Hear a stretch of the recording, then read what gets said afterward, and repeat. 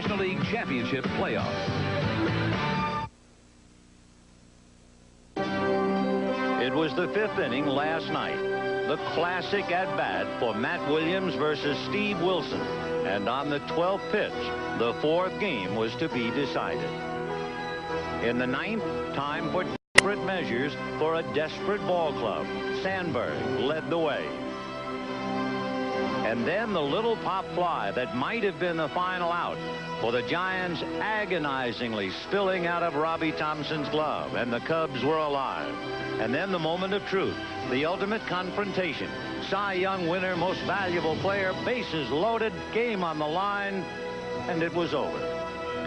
The Giants exulting in the high of victory, and the Cubs tasting the dregs of despair.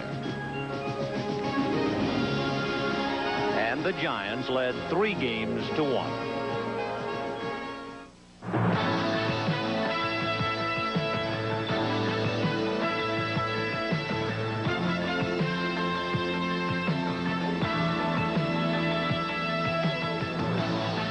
Welcome to Game 5 of the National League Championship Series between the Chicago Cubs and the San Francisco Giants. Another glorious day in San Francisco. Temperatures flirting with the 80-degree mark, and a light breeze which so far has not even rippled the flags at Candlestick Park. Hi, everybody. I'm Vin Scully along with Tom Seaver, and I know there are a lot of numbers about this game, but to put it on the line, if I were Mike Bilecki, I'd be scared to death.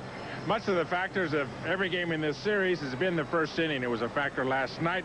We saw both clubs jumping right out of the starting blocks, getting on the board.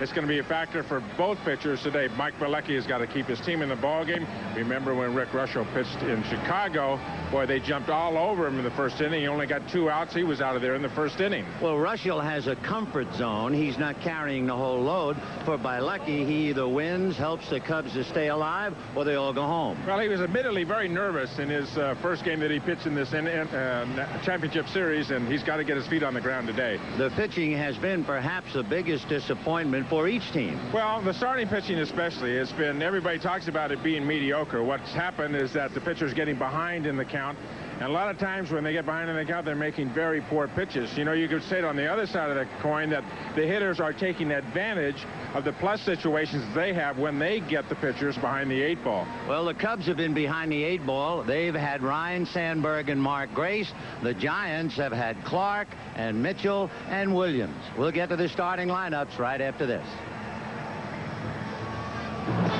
Game 5 of the National League Championship Series is brought to you by New Keystone and Keystone Light. Bottled beer taste in a can. Wouldn't that be great? By your Toyota dealer. Whatever car or truck you choose, you'll love the quality. Who could ask for anything more? By Allstate. For home, auto, and life insurance, you're in good hands with Allstate. And by the good time, great taste of McDonald's.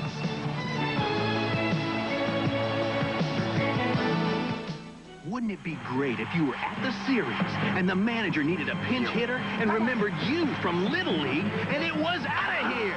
And wouldn't it be great if instead of calling, you know who brought beer? Really great beer like Keystone. The fresh, cold-filtered beer in a can that tastes like beer in a bottle because of Keystone's specially lined can. And wouldn't it be great if your face was on a cereal box? Introducing Keystone and Keystone Light. Bottled beer taste in a can. Wouldn't that be great? Know what's missing from Pringles Light Barbecue? Not the zippy tang of chilies, onion, and garlic. And what's missing from Pringles Light Ranch? Not the flavor of sour cream, buttermilk, and herbs. Your body knows what's missing. It's a lot of the fat and salt in their regular chips. And no cholesterol. But your mouth will never, Ever miss. what's missing? Are we really doing this? We're gonna have a long time together. I'm late. I gotta go. Talk to you later. Over dinner. When? 8. Be there. Bye.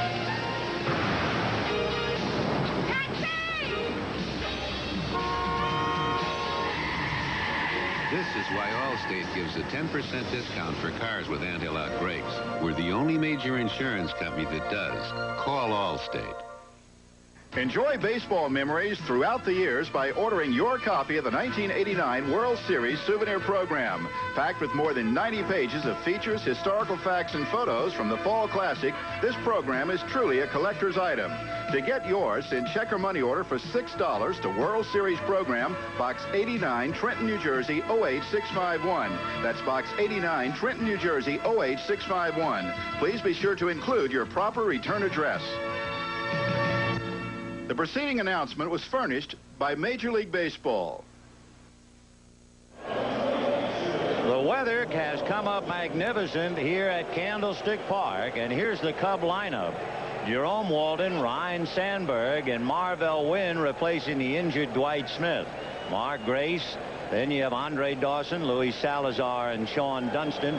Joe Girardi, who caught Bielecki in Game 2, is behind the plate. And trying to stop that lineup is one of the great Cub pitchers of all time.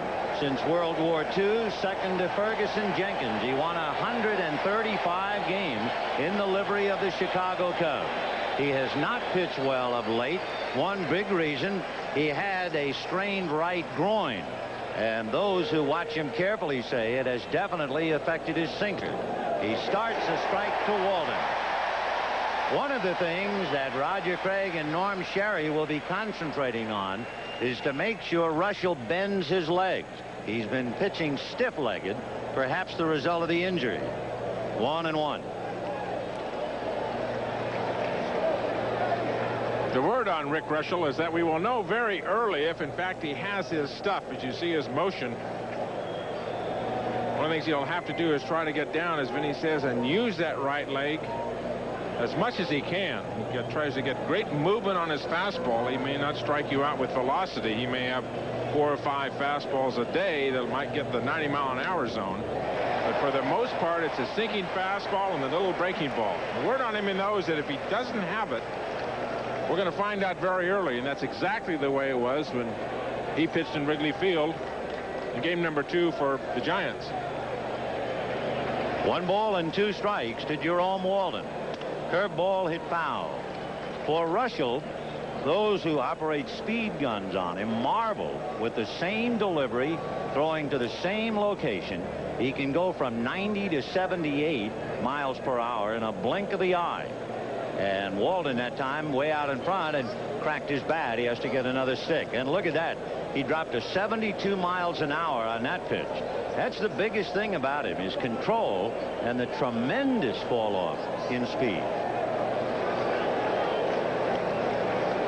Walden with 2 strikes, and Matt Williams now goes back to a normal depth. Walden, very good bunter. He had 18 bunt singles, 30 infield hits.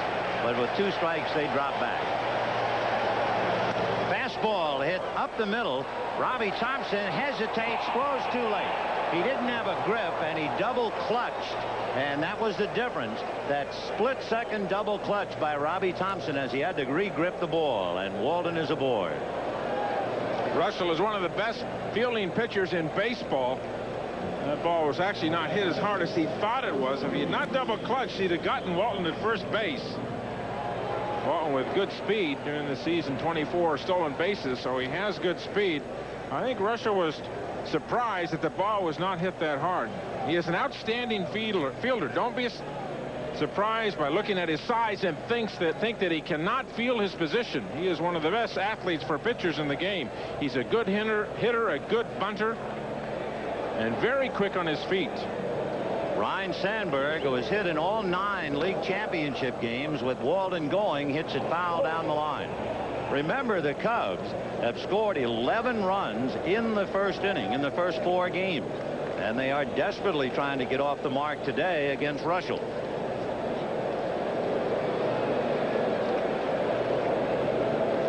Setting the defense for the Giants, Mitchell, Butler, and Sheridan. Matt Williams, Jose Uribe, Robbie Thompson, and Will Clark on the infield. Kennedy doing behind the plate doing the catching, and Rick Russell. The change the Giants have been made has been in right field. And Sheridan, Maldonado. 0-1 to count to Ryan Sandberg. In that disastrous first inning at Wrigley Field, Russell was touched up for a triple by Sandberg, 5 hits, and the Cubs scored 6 times in that first inning. On the corner, gave him a little bit of sidearm with a wrinkle at the end of it, and as he's been doing all series, Sandberg gave on it. Russell does not have a deadly curveball that will freeze you, and this really shows you how Ryne Sandberg just does not seem to be able to pick up the rotation on the ball. He did it all last night. 0-2, way outside. Big save by Terry Kennedy, and the count 1 ball and 2 strikes. On deck, Marvell Wynn. Looked like a curveball that Russell got on the side of. Going to try another breaking ball against Sandberg and really pulled it. 1-2. And another flat curve, but outside. 2-2, the count to Ryne Sandberg. The Cubs have hit for an average. In fact, the Cub team is hitting over 300 in the 4 previous LCS games played this year, but it hasn't helped them as they've lost 3 of the 4. 2-2. Remember, Walden was going on the first pitch to Sandberg.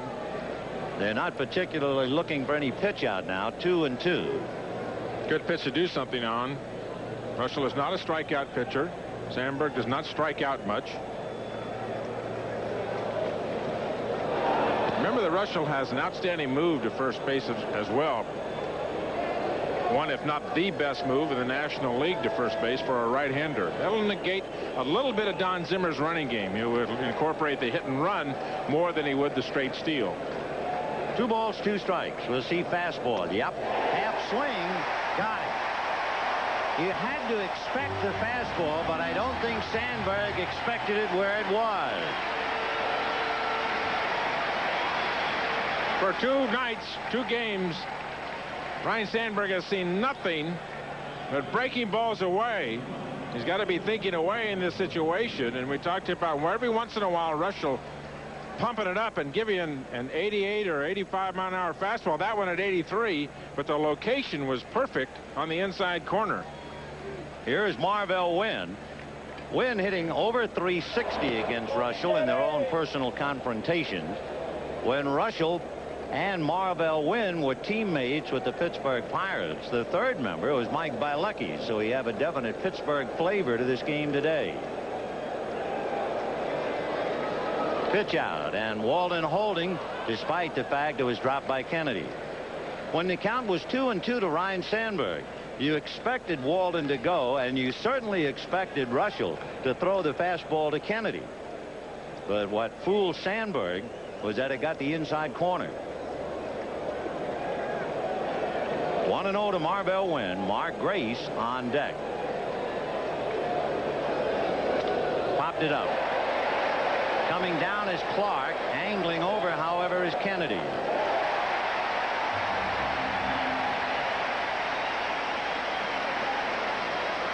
Two down in the first inning, and Mark Grace will be coming up. A lot of people in the Midwest like to come to California on vacation, but that would not include the Chicago Cubs. In the playoffs in '84 and this year in '89, they went 0 for 3 in San Diego.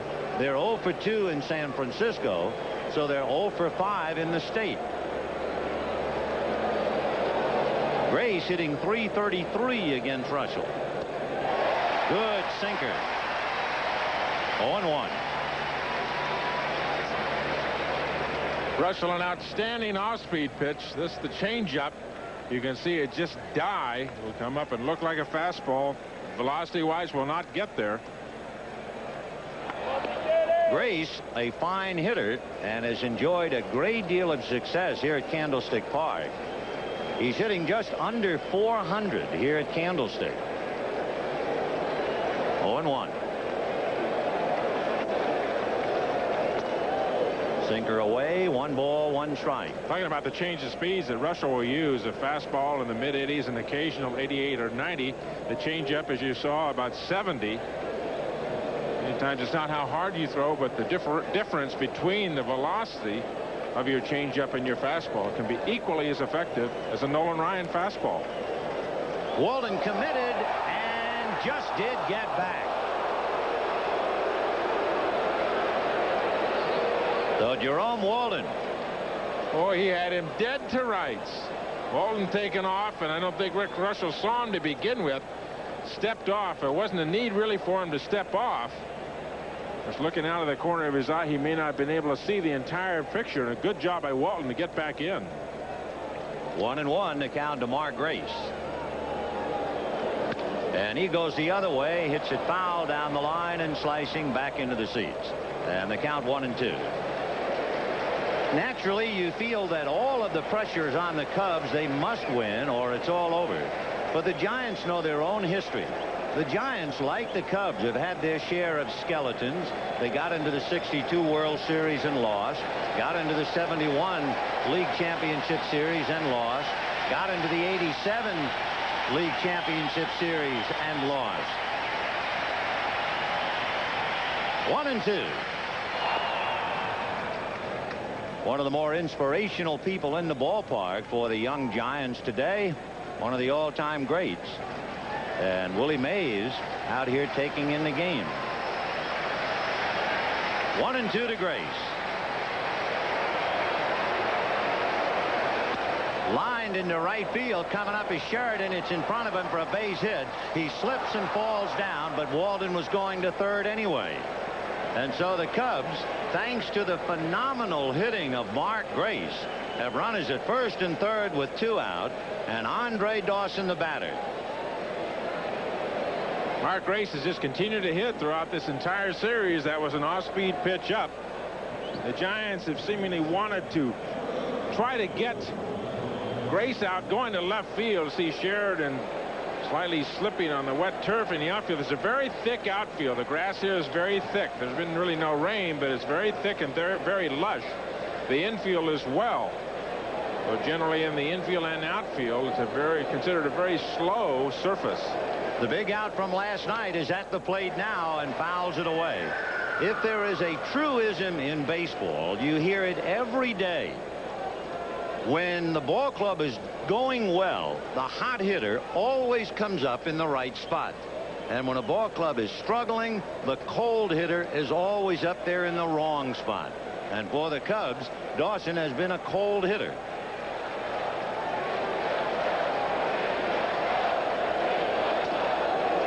In there. Sinker at the knee. Andre was saying in the aftermath of last night's game that he was angry at himself because he wasn't just trying to get a base hit. He was doing what a rookie would do, try too hard and try and hit it out of the ballpark. He is hitting only 125. 0-2. Curveball got him.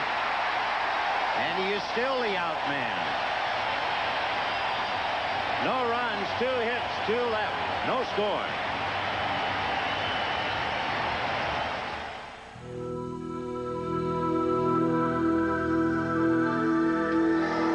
Occasionally, through the sands of time, there emerge designs which are viewed as more than evolutionary.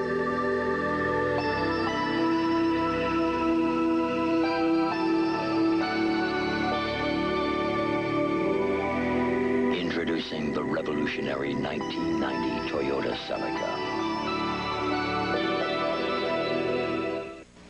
You are here in the pursuit of one thing, an atomic bomb. In a time that demanded the most of America, he demanded the most of men. So what is it you're working on? What is it that's so damn important? It is important. She's a card-carrying communist. Tell her. Goodbye. The task was impossible. We can give this country the biggest stick in the playground, and I intend to do that. But his passion was undeniable. I can do it without you. Well, if you do, and something goes wrong, let it go! Why did tell him I love him? Because he's going to die. It's a crisis of conscience. You got one job, Doctor. Give me the bomb. 10, 9, 8, 7, 6, 5, 4, 3, 2, 1. Paul Newman, Fat Man and Little Boy, rated PG-13, starts Friday, October 20th at a theater near you. I know college won't be an easy climb. That's why I joined the Army. With the GI Bill and the Army College Fund, in 2 years I'll have $17,000 to help me pay for college. And I'm developing the confidence and determination I'll need to help me succeed when I get there. Now I know I can make it to the top, not just in college, but in whatever I do.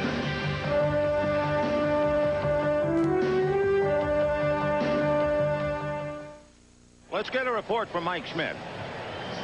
Yeah, Vinny, I'm watching the replay of Andre Dawson, his strikeout, and he's just trying to overdo everything. I mean, look at him forcing this. This is a hanging ball up and in, and his left foot's almost on home plate. I think Andre's going to have to relax, and as he did last night, hit that ball to the opposite field. That's how he's going to be effective. We need the 2-out base hits if they're going to get in this thing.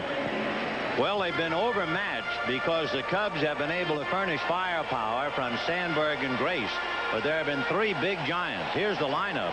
Butler, Thompson, Clark, Mitchell, Williams, Kennedy, Sheridan, Uribe, and Russell, and young Mike Bilecki, formerly a teammate of Rick Russell, somehow trying to find a way to beat the Giants and keep the Cubs alive. Popped in the air behind the plate. Girardi with a lot of room. 1 down. So Butler, and you just wonder psychologically if that's a smart play. You know all the pressure on this kid, and yet you go up there and swing at the first pitch. But I guess it's academic. We'll never really know. Going up there and looking for a certain pitch. Hitters will go up and look for pitches. They'll go up and look at zones. One of the two, and Brett Butler, who's been predominantly trying to go to left field for the entire series, may have gotten a pitch that he felt maybe he could drive for an extra base hit. That may be why he was going for a pitch so early in the count. Robbie Thompson coming up. The defense for the Cubs, Marvell Wynn in place of Dwight Smith in left, Jerome Walton in center, Dawson in right, Luis Salazar, Dunston, Sandberg, and Grace. Girardi behind the plate, and Bilecki. One thing about this playoff series, the defense has been very good for both sides. Fastball in there for a strike. Thompson having a big series, not only hitting .333, but some impressive numbers with 2 home runs and 3 clutch RBIs. 0-1. And that's foul back and out of play, and the count 0-2. A couple of pop-ups straight up in the air tell you the kind of fastball that Mike Bilecki is working with.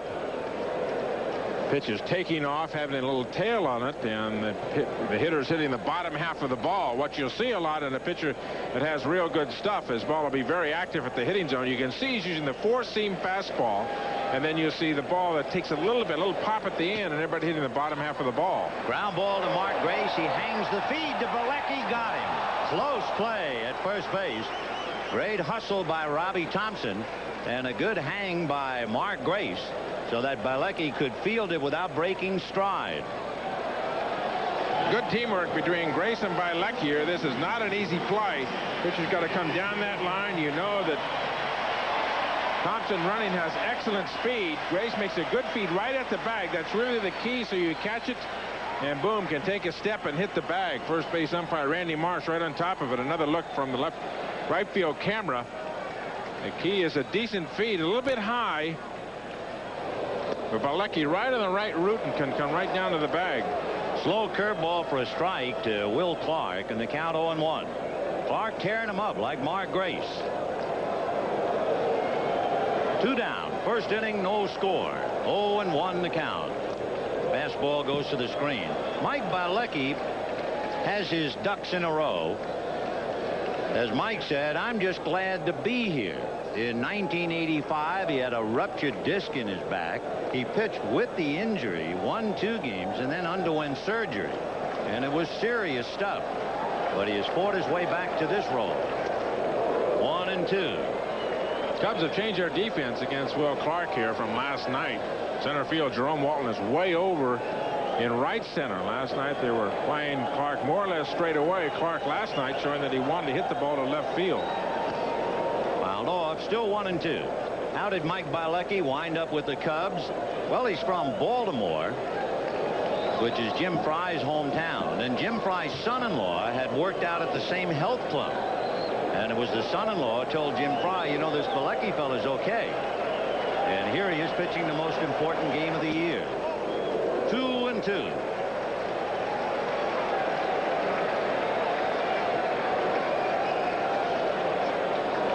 Cubs, as they have done, get their share of base hits, but they're leaving the runners.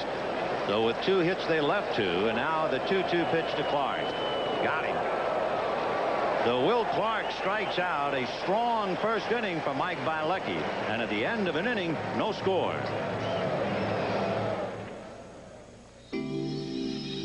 Glad to be in America, back in the good old USA.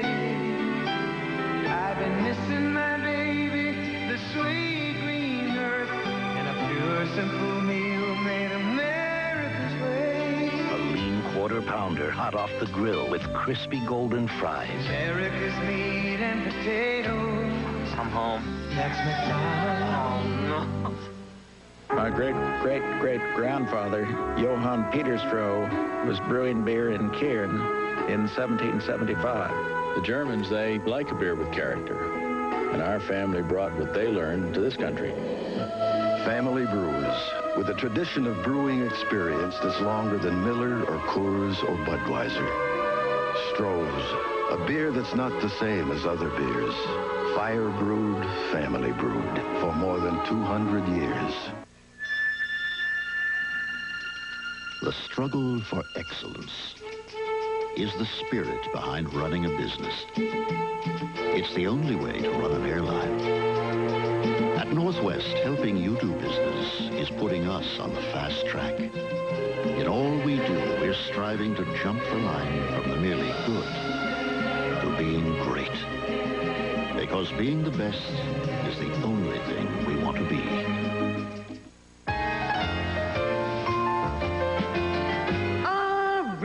Good love. Your marriage will never end. Always lasts. Your children will never grow old. The Western will never die. Capture it on an 8-hour T160, and we guarantee you a lifetime of replays and re-records. For life, for sure, forever. BASF, tape that lasts forever. 2 cops who love the game. Playoffs. You want to brush up on our baseball trivia? Why don't you just brush your hair? It's a whole new ball game with Hardball Friday. Tomorrow night on NBC, an all-new Matlock mystery, followed by a brand-new world premiere movie, Desperado, starring Alex MacArthur and Richard Farnsworth. They say it's the best one yet.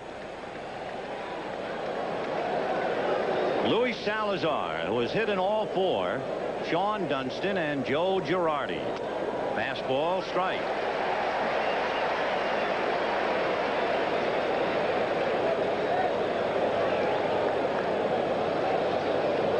Salazar with a single and a home run last night. Chopper to the third. Matt Williams is there. Another one of the trades that Jimmy Fry made, son in Calvin Ciroli to the San Diego Padres. He got Fry and, he got Salazar and Marvell Wynn, both of them in the lineup today for the Cubs. Sean Dunston coming up. The crowd is getting on Sean Dunston, but actually it's not fair, to be honest.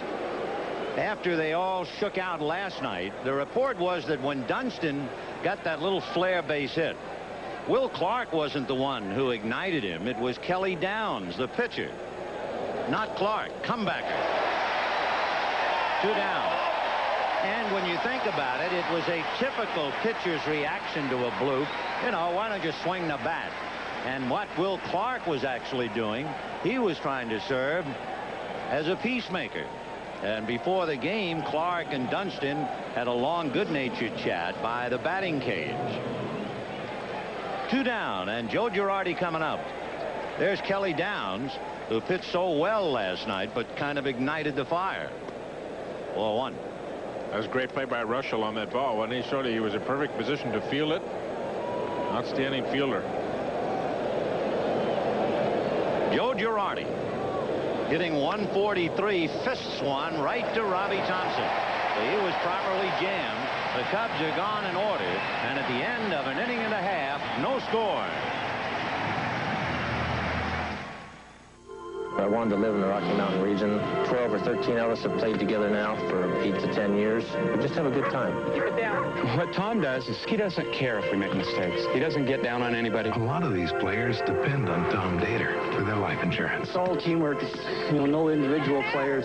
He's been on their team for 10 years and with New York Life for 18 years. Why would I buy insurance from a stranger when I can buy it from the worst fullback in Boise? New York Life, the company you keep.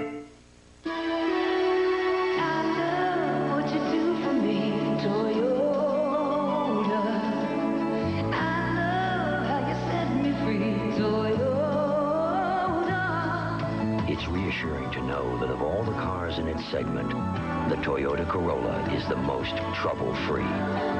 Peace of mind. With the Toyota Corolla, it's standard equipment.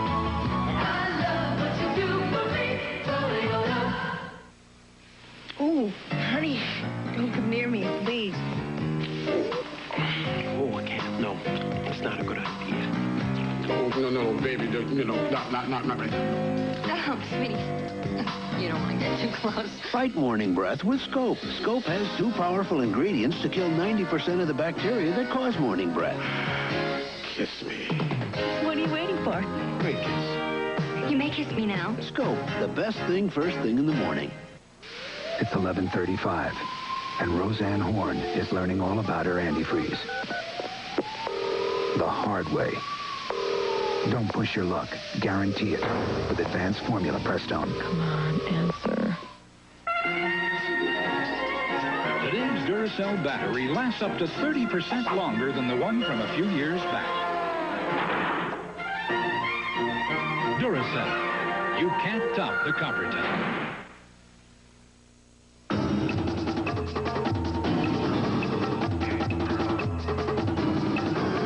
Watch it wet. Baywatch, Friday. That's Dusty Baker between innings, rubbing out a couple of kinks in the shoulder and neck of Jose Uribe. High, there's the rub. Then we go to the second with Mitchell, Williams, and Kennedy. Kevin Mitchell hitting .400.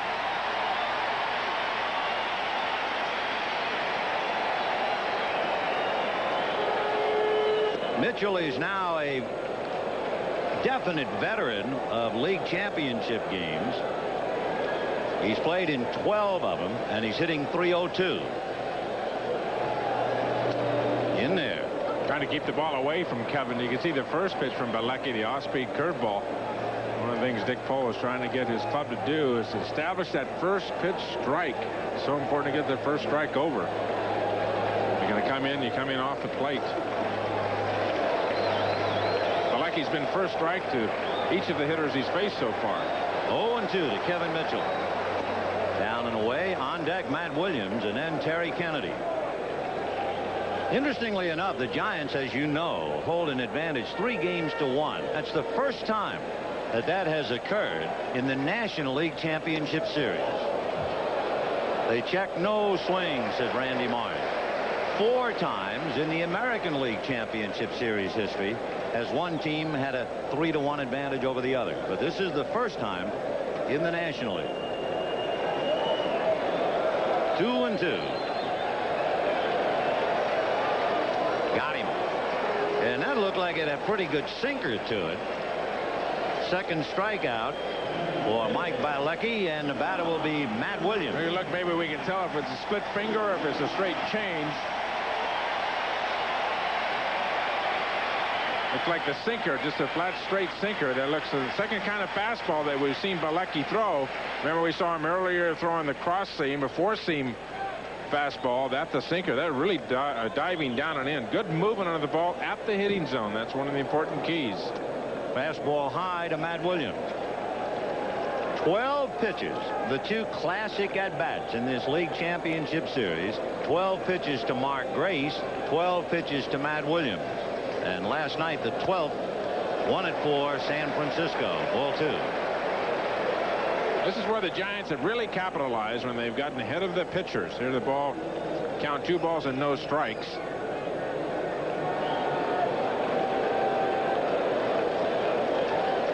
Now the 2-0 pitch.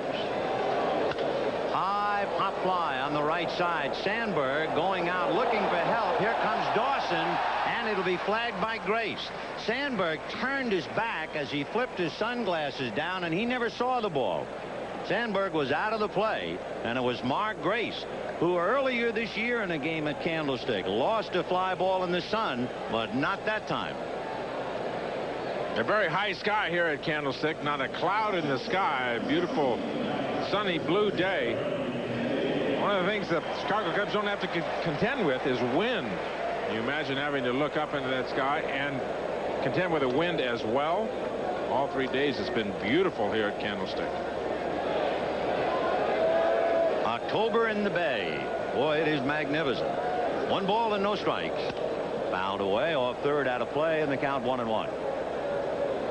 I'm sure a lot of people wonder, after all the horror stories you have heard about Candlestick, whether they are just apocryphal, but it can get mean here and cold and bitter, but not now. Change. A little low. And a half swing for a strike, says Bruce Fremming, and the count 1-2. 2 down. Second inning, no score.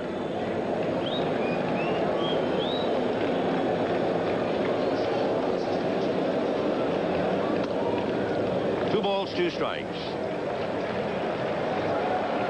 Lucky doing a little bit of pitching out there today. Something that, unfortunately, the Cubs starters have not been doing for the entire series. Changing speeds, using both sides of the plate, throwing strikes, for the most part getting ahead of his hitters. He's only been behind one hitter, that Matt Williams, and when he got behind him, he went away with him with a fastball that could not hurt him. There you can see the splitter. The downward movement, and Kennedy just lucky to get the top half of the ball. 2-2. Fastball, a 1-hopper, now 2 to Dunston, who cranks it up and lets Grace have it. So the Giants are gone, scoreless for 2, and we'll be back after these messages from your local station. Tuesday, I'm back. Facing a mysterious murder, a cheating husband, and a vengeful wife. You know what? It's a great case. It's an all-new Matlock mystery. Then some want him for the price on his head. Bring him back alive. Some want him for revenge. Some just want him. Desperado, all new Tuesday. Can you guess which leading savings institution California Business Magazine rated #1 in consumer service? Not this one or this one. Just this one. American Savings Bank. One of the biggest, maybe the best. Can you guess which of these leading California savings institutions serves more than 1 million customers? They all do, but only American Savings Bank was rated #1 in consumer service. American Savings Bank. One of the biggest, maybe the best. I really appreciate this, Bobby. I hate these blind dates. I know it's my boss's daughter, but you might like her. Dad, the car. Dad or Dad? No matter where you're going. There's no gas. Or what you're going Dad? At Chevron, in one quick stop, you can get high-octane Chevron Supreme and everything you need to help turn a night like this into a night like this. Hello. Oh, Daddy. Hello. Chevron, we're with you all the way. Every year, 18 million pounds of poison get dumped into our Bay Area environment. That's over a ton an hour, and it's all perfectly legal. I'm Greg Ryan, and that's just one of the disturbing facts I've learned while working on a series of reports to air next month here on News Center 4. If it goes on here, it goes on 4. What's the secret to living to a ripe old age? Well, according to 3 Italian grandmothers, it's their recipes for old world cooking. They'll share their secrets today on News Center 4 at 5. Highlights of and reaction to this baseball game at 5. Game 5 of the National League Championship Series is brought to you by Stroh's, fire brewed, family brewed for more than 200 years. And by New York Life, the company you keep. We go to the 3rd inning at Candlestick Park. No score, and it'll be Mike Bilecki followed by Jerome Walden and then Ryan Sandberg. You remember, Bilecki got the base hit against Kelly Downs to drive in a couple of runs in the 1st inning of Game 2. This time he pops it up to Will Clark. He's fighting the glare. Martinez hollering to Bilecki, don't take it for granted. Bilecki stopped, and Martinez came out of the box saying, run. You don't know what will happen on a pop fly, especially here. 1 down. The big advantage for the Cubs is coming out here after the loss last night, not having to sit at home all day or back at the hotel all day and have the entire afternoon to think about it, as you see Clark looking up into that sun for the first out. The Cubs a real heartbreaker last night. Bases loaded, couple of runs behind. Dawson strikes out. They've got to go back to the hotel. Big thing, they can get up and come right back out here. 12 hours later, they're right back at the ballpark. It's a big plus for them, rather than having to stay downtown, stay at that hotel all day, and think about the loss. 1-0 the count of Jerome Walden. And then, typical of the life of a ball player, wouldn't you know, Andre Dawson has barely rubbed the sleep out of his eyes. He's up there today, 1st and 3rd, and strikes out. Way out in front of that, 1-1. Big Daddy, that's what they called him in Chicago. His teammate on the Giants is the man who gave him the nickname Big Daddy. That would be Mike Krukow, who also pitched for Chicago. Among other things, he is an avid reader. In fact, when Rick Russell won his 200th Major League game, a San Francisco bookstore gave him a gift certificate good for 200 books. 2-1. Fly ball to left field. Mitchell will have to come up for it. And lost it in the sun. And that's what Martinez was hollering to Bilecki about. Don't you ever take anything for granted on a ball hit in the air at Candlestick. Remember, Mitchell did not get a jump on a ball last night, and sunglasses or no, he lost that one. He never put the sunglasses down. Part of the problem, trying to keep it right under the bill of his cap if he could, and lost it right at the last moment. Why the sunglasses were not down, I don't know. Error charge to Mitchell. And now Ryan Sandberg with Marvell Wynn on deck.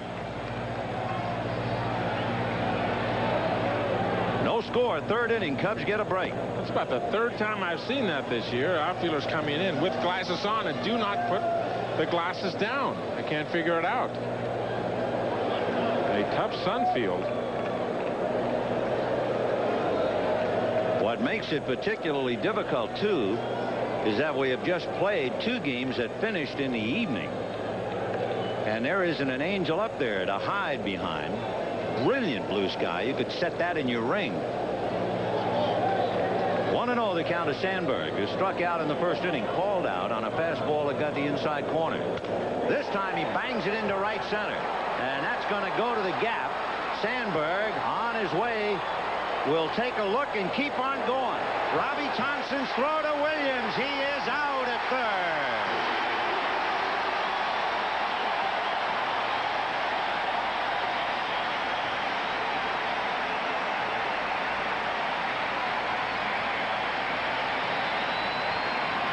Great relay by Robbie Thompson. He threw a bullet right at Matt Williams' nose, handling the throw from Pat Sheridan. Sandberg trying to get to 3rd base, so 1 out, get to scoring position. Goes right up the right center field alley. A slight hesitation at 2nd base that might have cost him, but a great relay throw. That's what nailed him. 9-4-2 if you're scoring. Pat Sheridan to Robbie Thompson, and then to Matt Williams. 9-4-5. So 2 down. 0-1 to count to Marvell Wynn. And he hits it to center. Butler coming up to handle it. However, the Cubs get a break and cash it in. And at the end of 2.5 innings, Cubs 1, Giants nothing. Until about 100 years ago, all beers used to be fire brewed. Especially in Bavaria, where it seems every little village has a brewery. The most traditional ones still fire brew their beer. But as times changed, most breweries switched to steam. Except for some of the smaller ones. And, of course, ourselves. A beer that's not the same as other beers. Stroh's, fire brewed, family brewed, for more than 200 years. State Farm tracks dangerous storms. That helps State Farm agents like me deliver fast claim service. You see, before a catastrophic storm can threaten your home, our national coordinators are tracking that storm and sending in special disaster claims crews. Our local claims people are already gearing up. A hurricane or a kitchen fire, State Farm moves fast. It's a big reason we insure more homes than anyone else. State Farm is there. Most men won't even discuss it with their wives, but when they start losing their hair, they talk about it with me. I say, don't waste your time with those miracle formulas. The Food and Drug Administration says there's no proof that they grow hair. The thing to do is to see a doctor. Doctors have the only treatment programs that are proven to work. Men listen because they know I'm making sense. After all, I'm a doctor. Only your doctor has treatment programs that work. So see your doctor or call this toll-free number. Oh, sorry. I guess I'm old-fashioned. I think people should be able to eat good food without spending much money. Excuse me. So Wendy's is introducing a new super value menu. Oops. Everything on it is at a special low price. Biggie drinks, biggie fries, chili, including our new Junior Bacon Cheeseburger. Delicious food that leaves change in your pocket. Oh. What do you have to know to get a seat around here? Come try the super value menu at Wendy's. A view from the wild blue yonder as furnished by the Goodyear Blimp Columbia, based in Carson, California. Nick Nicolari from El Toro at the wheel. Goodyear blimps travel over 100,000 miles every year. And it's worth the stop here at Candlestick, with the Cubs leading the Giants 1-0. Pat Sheridan, Jose Uribe, and Rick Russell against Mike Bilecki. 0-1. If we learn from history, the Giants certainly remember 1987. When they were 3-2 and went back to St. Louis and never scored. So they're not taking the importance of this game for granted by any means. 0-2. A lot of people saying before the game that all the pressure was on the Chicago Cubs. That's really not true. The Giants would have to go back to Wrigley Field. Not necessarily do they have a starter for game number 6 established yet. Remember, Lacoste hurt his leg. Robinson has leg troubles. 0-2. One of the reasons that Roger Craig would like to win it right here, he would be able to establish his starting rotation for the World Series. He would be able to at least take some time to get his pitching staff healthy. It's one of the things Tony La Russa has for the Oakland A's. He has all week to get his pitching staff and his rotation organized. The Giants are the only ones that will be able to do it. Now, if the Cubs are going to go to the World Series, obviously they're going to play all the way through Thursday. They got a day off and then start the World Series. That's one thing that Tony La Russa talked about after yesterday's game. 1-2. He would just as soon have the Giants win it today, because La Russa felt that last year Oakland had the layoff and was rusty going into the World Series. So he's saying, okay, if I've clinched early, I want the Giants to clinch early, and they will be as rusty as we are. And Sheridan goes down, 1 away. Again, for historians, the Giants have never clinched a title of any type at home. And Roger Craig would like to change that this year.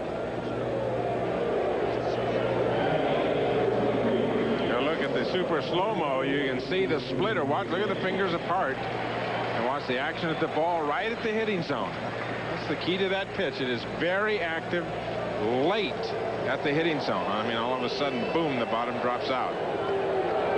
Fastball for a strike to Jose Uribe, and the count 0-1. Uribe hitting .286 in the series.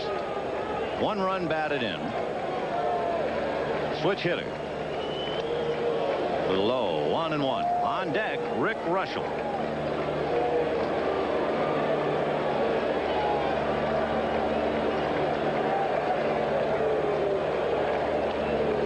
Big off-speed pitch, but low, and the count 2 balls and 1 strike. What did he give him? A lot of motion on that pitch. A lot of motion and the big breaker. Blecky doesn't look like he's too nervous today.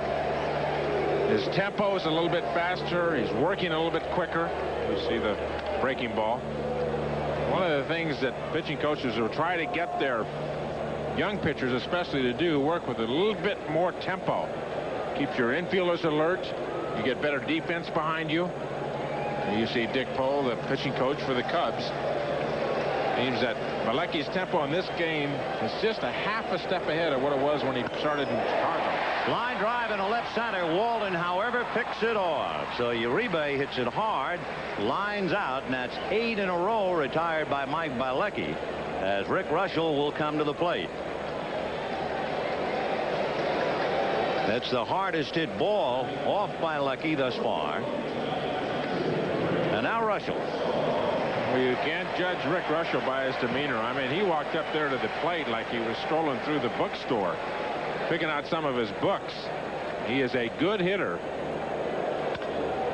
And probably rolls it to Dunstan's left, and Sean nails him with that high sailor to Mark Grace. Well, I tell you, every throw is an adventure. And at the end of 3, 1-0 Chicago. Out here, people depend on Craftsman. Craftsman tools are so tough, the hand tools are guaranteed forever. So you can always return them, no matter when or for what. Good thing they hardly ever have to, because the nearest Sears is 2 hours away. By plane. Great low prices every day. Craftsman quality. That's your money's worth, and a whole lot more. Suffering through a cold together can be the first true test of marriage. You took your cold medicine, and he took his. Oh, here, keep the box. You're not sneezing. How come you're not sneezing? You make discoveries. You're not coughing. How come? And you see things you never saw before. What have you got over there anyway? NyQuil, the nighttime sniffling, sneezing, coughing, aching, stuffy head fever so you can rest medicine. Twice a year, your Goodyear retailer takes inventory, which means he must count every Goodyear high-performance, all-season, steel-belted, and light truck radial in stock. And twice a year, he reaches the same conclusion. It's better to sell them than it is to count them. So he's clearing them out with drastically reduced prices on hundreds of quality Goodyear radials during Goodyear's inventory clearance sale through October 14th at participating Goodyear retailers. Beale Street and Old Milwaukee both mean something great to these guys. Beale Street means a blues festival and spicy barbecue, Memphis style. And Old Milwaukee means a great beer. Cold, crisp, Old Milwaukee beer and smooth, golden Old Milwaukee Light. There's nothing like the flavor of a special place. An Old Milwaukee beer. Old Milwaukee and Old Milwaukee Light. This doesn't get any better than this. Yeah. A con man suspect is caught. You helped put him behind bars. A Vietnam hero is reunited. You brought them together. You can make the difference. Solve Unsolved Mysteries Wednesdays. We go to the 4th inning with the Cubs leading the Giants 1-0. It'll be Mark Grace, Andre Dawson, and Luis Salazar. If you joined us a little late in the 3rd inning, Jerome Walden hit a fly ball to left field, and despite the fact he was wearing sunglasses, Mitchell did not flip him down, lost it in the sky, and it went for a 2-base error. And then Ryan Sandberg doubled him in. And so Mitchell, who has been the difference in so many Giant games this year, is the difference defensively, at least for the moment. There's a line drive at Clark. Boy, what a tough out is Mark Grace. Even when they get him, he hits a bullet.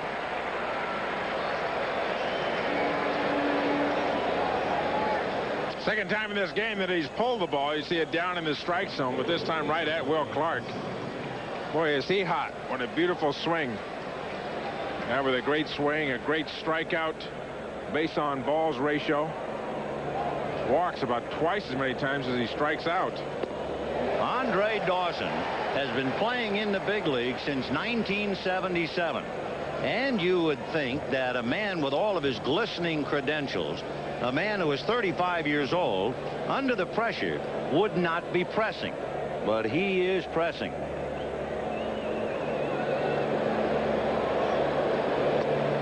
1-1. Especially maybe because he knows he is the one individual in the lineup who can really carry the club from an offensive standpoint. He is the one bona fide home run hitter down in the middle of that lineup who can carry them, and he hasn't done it. He had a pitch to hit last night that he missed in the 9th inning with the bases loaded. He had a hanging curveball in this game the first time up, and he missed it. You know, in the back of his mind, 35 years old, and he has not been to a World Series. 1-2. And that hit him or the bat. It hit him on the hand. And Andre Dawson will be awarded first base. Mike Schmidt was talking about it earlier, how that left foot and Andre Dawson really right in the, almost in the strike zone. Hit him on his, just on his pinky, it looks like. The breaking ball inside. Boy, that ball is not that far inside. He's just looking out over the plate, looking for those breaking balls down in a way that he has had so much trouble with. He gets the sinker in. That ball's not about 3 inches inside. I'll tell you where he is on the plate. So Andre Dawson hit by the pitch, and Luis Salazar the batter. Salazar grounded to third in the 2nd inning. Sinker in there at the knees. The combination of Russell's sinker, the thick grass on the infield, makes him so difficult here at Candlestick Park. Even if you hit the ball pretty hard on the ground, it usually dies of exhaustion. 0-1. There it is, lush and green in Candlestick. Chopper into the hole into right field. Dawson sees Sheridan is deep, and he keeps on going, and Sheridan's throw not in time. So the Cubs are in business again. Runners at first and third with 1 out, and Sean Dunston will be the batter. Salazar has now hit in all 5 games. Salazar, the veteran, and around the major leagues, both leagues, and knows how to play the game. We talked about how Don Zimmer will go to the hit and run a little bit more often than he will the straight steal. That because of Russell's good move to first base. You see Dawson knowing that Sheridan deep in right, especially hit and run, go right on to third. Cartier saying stay right here. The Cubbies got first and third with 1 out. Sean Dunston grounds one to the right side. Robbie Thompson goes to Uribe,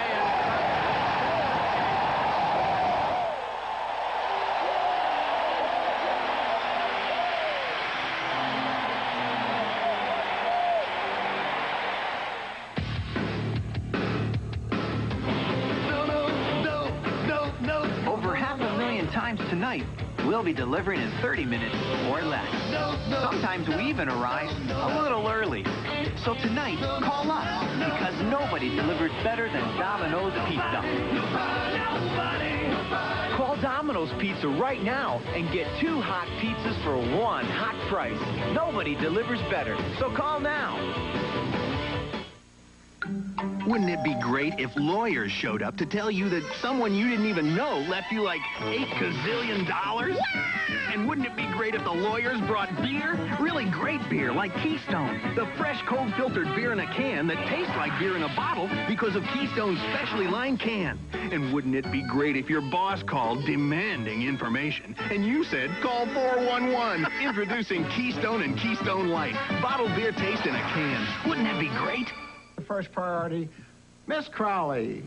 Well, I'm assuming there's product in the pipeline, so... Assuming, Miss Crowley. Unfortunately, assuming doesn't feed the bulldog. The top business schools prepare you for every eventuality you will ever encounter in the business world. Except one, business travel. We've got that one covered. United. Come fly the friendly skies. How can Miss Crowley's 3-person sales force stay on top of her far-flung enterprise? When you want to laugh again, feel romance again, and be amazed again. I'll drive, I'm the cat. And again, you've got a Who Framed Roger Rabbit habit. Got a thing for rabbits. So satisfy it the only way possible. Own this Academy Award winner on video cassette. Only $19.99 after $3 rebate with additional purchase. Get into the Roger Rabbit habit. Did you ever wonder what it would be like to live another person's life? I'm playing the piano in the Carnegie Hall. I'm a woman. Oh, boy. I do it every week. Take the leap. Wednesday. San Francisco, the scene of Game 5 at Candlestick. By the way, if you're 40 years old and you've been pitching professionally for 20 years, you're not going to get too excited about an inning-ending double play. That's about the most of it from Rick Russell.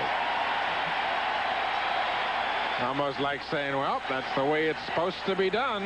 You get him on first and third, you either strike him out or get the double play. You know, and he's always been like that. Brett Butler fouled out on the first pitch in the first inning. Looks at an off-speed strike, and the count 0-1. Butler, Thompson, and Clark. Fourth inning. Cubs 1, Giants nothing.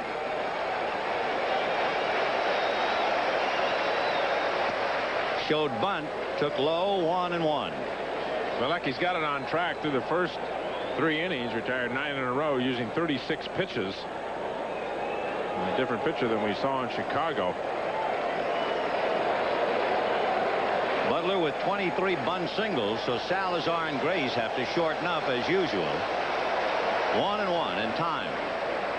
Bilecki has retired 9 in a row, so Butler might very well try to move him around a little bit and get him out of that comfort zone standing on the mound.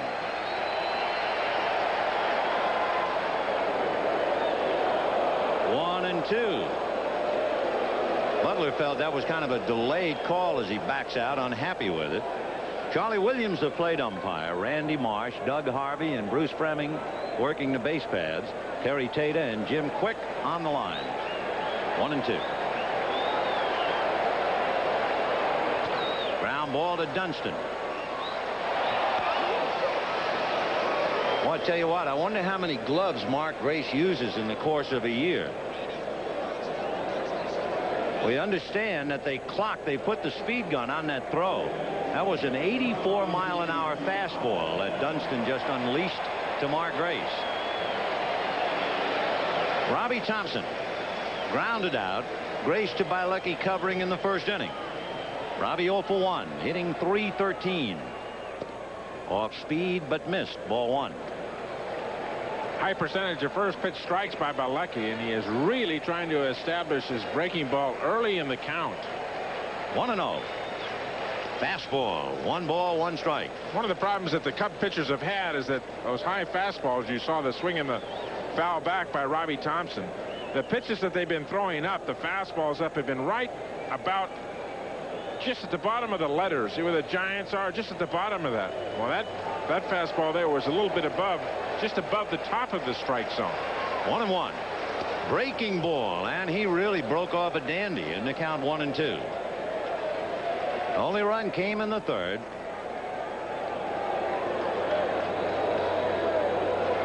Here you see the super slow-mo again. You look at the fingers and you can tell the pitch. That's the breaking ball. See him come right over the top. 1 and 2. And another breaking ball, and Thompson got a piece of it. We were talking about how hard Sean Dunston throws. Look at this. Mark Grace cooling off that right hand. Well, I bet you that thing burns by the end of a game. High pop fly. Dunston, sunglasses down, and they're glistening. Makes the play. Boy, so many times you see an infielder up here especially. Sunglasses down, look up, and looks like the eyes of little awful Annie.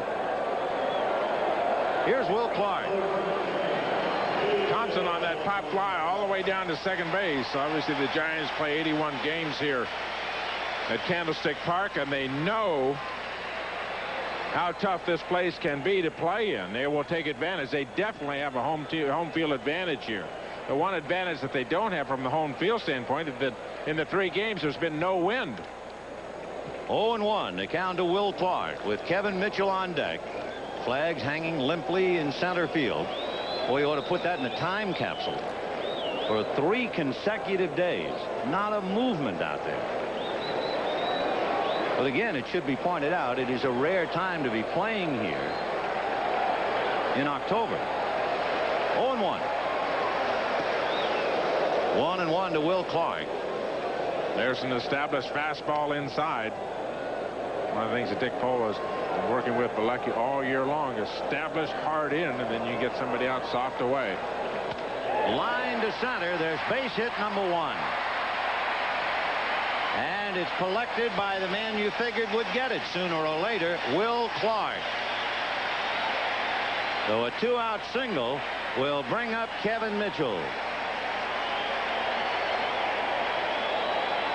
Mitchell with an opportunity to atone for not bringing the sunglasses down on the fly ball by Walton that eventually led to the only run of the game.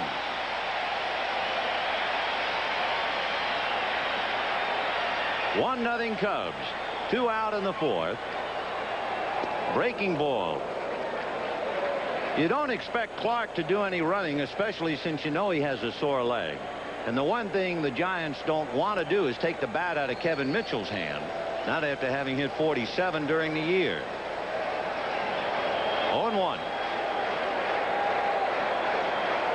Mitchell hitting .375 in the series. Fastball on the hands, and he really challenged him. Boy, it takes a little guts to come in there against somebody who can hit him out as quickly as Mitchell can. If you go in, you got to go way in. You try to go to the end of the plate. See how Mitchell tries to collapse and hit that ball? The thing you don't want Mitchell to be able to do is extend his arms. Takes a lot of guts to go in there, but you have to go in hard. You have to go in hard off the plate, start that ball on the corner, and try to run it in toward that elbow. 0-2. And away. So the classic pattern, hard stuff inside, breaking ball down and away, and the count 1-2. That's formula that's worked for a long time. Since the caveman. Yeah, that's right.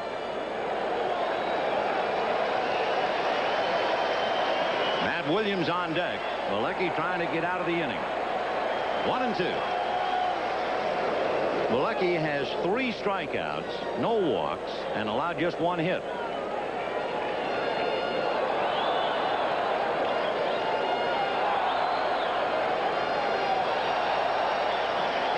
One and 2.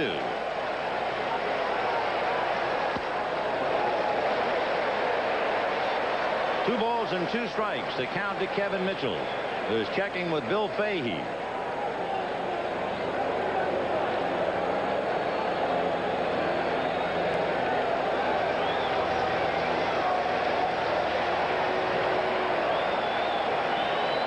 Deuce is wild. Check swing. Walking off the field are the Cubs, and there's that delayed call strike by Charlie Williams. No runs, 1 hit, a man left, 4 strikeouts for Bilecki. We'll be back after these messages from your local station. I can make us all rich. Tonight, Al plays the stock market. What a great game. But what if he loses the family's money? I'm playing with real money? Then the Hogan family finds puppy love. Oh, no. How was your walk with Cujo? While the boys have a shot at brotherly love. Hurt me, Dave. I'm yours. Your kind of family fun tonight. I like hanging around, getting down, walking the dog, doing the town. I like everything I got right here. Rainbows and cold Coors beer. It takes a part of this country as cold and clean as the Rockies to brew a beer as pure and natural as Coors. Brew refresh, just like you like it. Half an ice cold Coors with a friend of yours. A Rocky Mountain legend, an American original. This year, 10 million people will buy a new car. Turn the key. Feel free. And today's sophisticated engines deserve an equally sophisticated fuel. Exxon Extra, the fuel that lets you concentrate on why you bought the car in the first place. Turn the key. Exxon Extra, precision equipment for precision engines. Just turn the key. The station that changed the musical landscape of radio in the 80s continues its 10 years of commitment to quality music, quality broadcasting, and quality audience. KBLX would like to thank you, Bay Area, for your support of The Quiet Storm and the spirit that encourages all Bay Area people to come together. We're KBLX 102.9 FM. If it goes on in San Francisco, it goes on for. Game 5 of the National League Championship Series is brought to you by New Keystone and Keystone Light. Bottled beer taste in a can. Wouldn't that be great? And by today's Chevrolet, who invites you to see why nobody's winning like the heartbeat of America. To the 5th inning with the Cubs leading the Giants 1-0, and Joe Girardi, first ball swinging, fouls it away in the count 0-1. Girardi, the Cub catcher, popped up to Robbie Thompson in the 2nd inning. The only run in the 3rd on a ball lost in the sun by Kevin Mitchell, and then Ryne Sandberg's double to score Jerome Walton. 1-1. 1 run, 4 hits for Chicago. No runs, 1 hit for the Giants.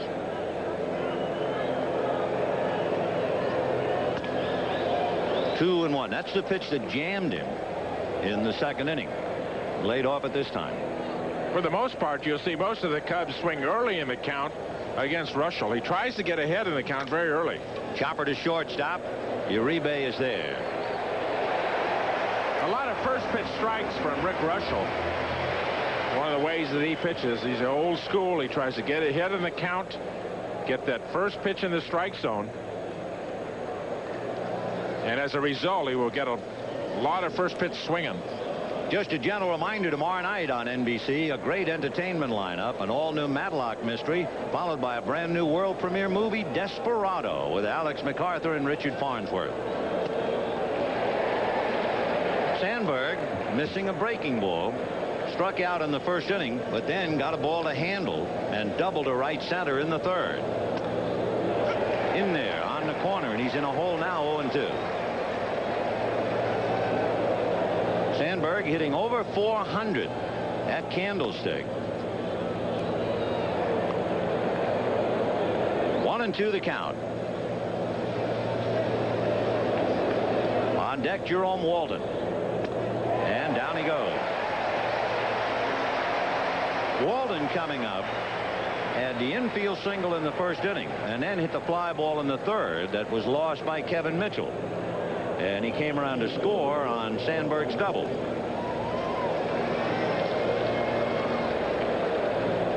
One run, 4 hits for Chicago. No runs, 1 hit for the Giants. Cubs had opportunities 1st and 3rd with 2 out in the 1st inning, and Dawson struck out. 1st and 3rd with 1 out in the 4th. Dunston hit into a double play. 1 ball, no strikes. Matt Williams playing in the 3rd, protecting against the bunt against Jerome Walton. Most of the time from the right side, he tries to hit that ball, if he bunts it, toward the right side. And right in between the pitcher and the first baseman. He likes to push bunt. Excellent speed.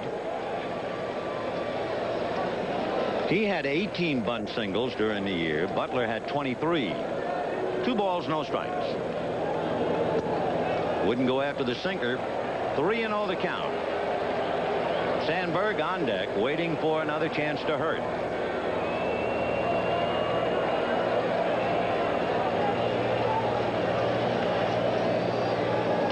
Down the pipe.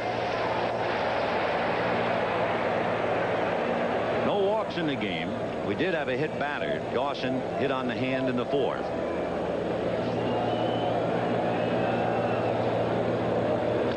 Fouled away. So Russell has come back now to run the count full. 3-2. It's amazing on the 3-0 pitch. It's just a nothing fastball right down the middle. And then on the 3-1 pitch, where he would certainly suspect Walton to be going after it, he tuned it up just a notch and ran the ball in on his hands. Russell has a great sense, because of his experience, of what somebody is trying to do at the plate against him. Fouled away, and he kept that sinker down and in. People talking about him, they say he's able to recognize if, in fact, one of the big right-hand hitters is trying to muscle up and maybe trying to pull the ball. If somebody's trying to go the other way. We were talking about him before, being an avid reader. He says he's a very intelligent pitcher and really has kind of a sixth sense about what somebody else is trying to do against him. Ground ball to short. There's Uribe on it. And there's the third out in the top of the 5th inning. And at the end of 4 1/2, the Cubs won and the Giants nothing. Getting to know you, getting to know all about you. Meet the 1990 Geo. Getting to like you, getting to hope you like me. In the 70s, you got to know a small car company called Toyota. In the 80s, Honda. Today, the 90s begin, and we invite you to get to know Geo. Getting to know you. At your Chevrolet Geo dealers.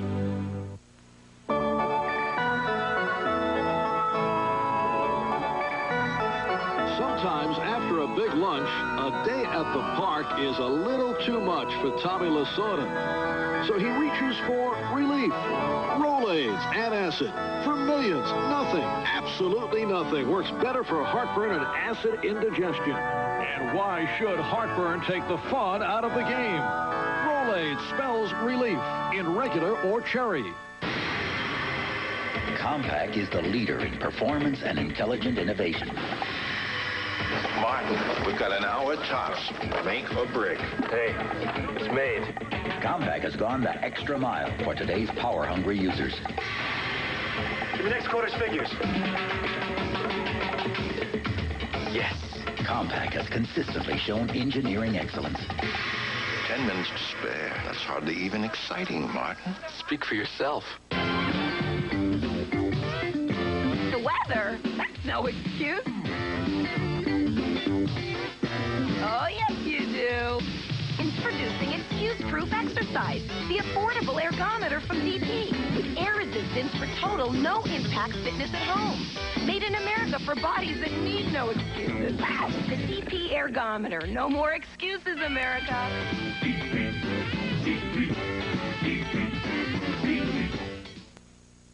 It's a startling high-sea mystery. 5 sailors disappear, but only one is found. Where are the others?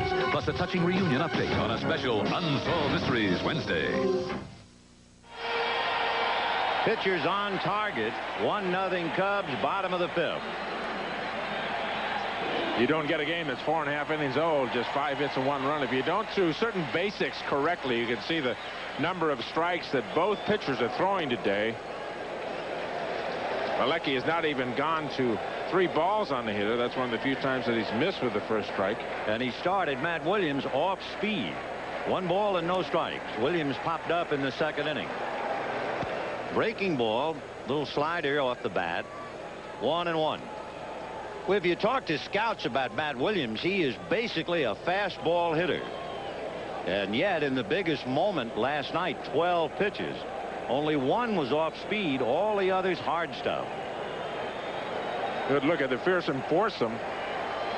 The rest of the team 0-2. Good job by Kevin Smolin, our graphic man downstairs. Chopper to deep in the hole. Dunston's long throw gets by. Grace backing up is Girardi, and into second base goes Williams.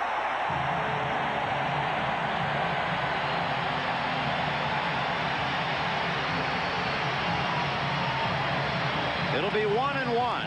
A base hit, and then Dunston drawing the error for the overthrow.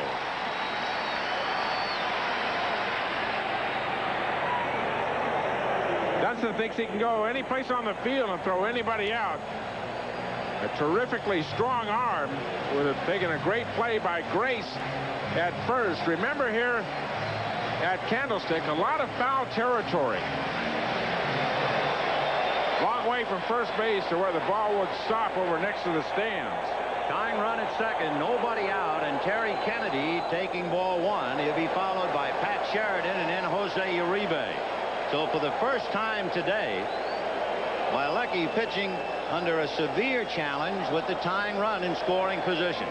He had retired the first 11 before giving up a base hit.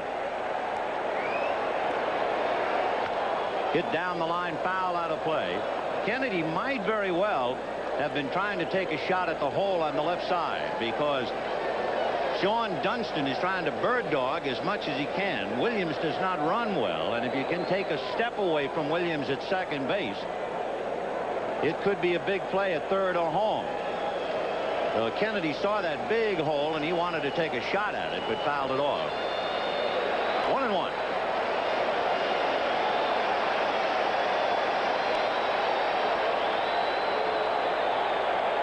Dunston way over behind Williams.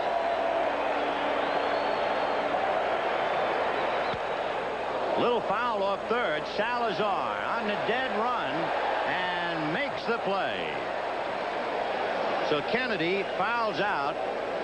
And that was an interesting moment in the game, because with a left-hand hitter up there and nobody out, you know he would like to pull the ball or at least get Williams over to third. Bilecki wouldn't give him anything to pull, so he tried to go with it, and he fouls out to third. I think Kennedy just wanted to hit the ball in that hole. The hole was so big, he wanted to hit the ball on the ground between Salazar and Dunston. He actually got an off-speed pitch, which is the kind of pitch you would need or want to be able to pull the ball to the right side. But the hole was so big between Salazar and Dunston. Dunston was so much up the middle. Kennedy, who was a real veteran, decided to try and be a little bit greedy, go for the base hit in the hole to get him to third. Here's Pat Sheridan. He has 2 hits in the series. He struck out in the third. On deck, Jose Uribe. Sheridan hitting .167.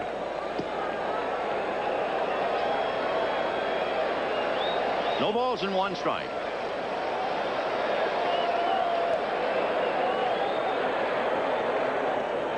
That got away, and over to third goes Williams. The Cubs have been hurt several times in the league championship series.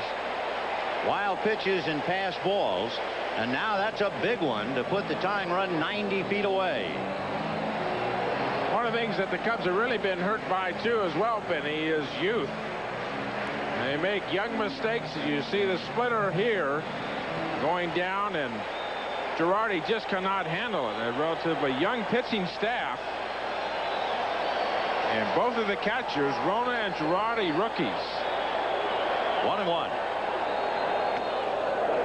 It's going to be a pass ball, and a pretty good reason was, in looking at the replay, Girardi tried to catch the ball with his mitt, one-handed. His bare hand had nothing to do. So instead of pushing the ball out in front of the plate, he tried to one-handed with the mitt, and it got away. So pass ball. 2-1. Fouled away. A lot of people think, well, if a pitch is in the dirt, it's automatically a wild pitch, and that's not true. Well, Girardi would love to have had that back again to shovel it out in front. And Williams, with no speed, there was no way he was going to gamble unless that pitch really got away.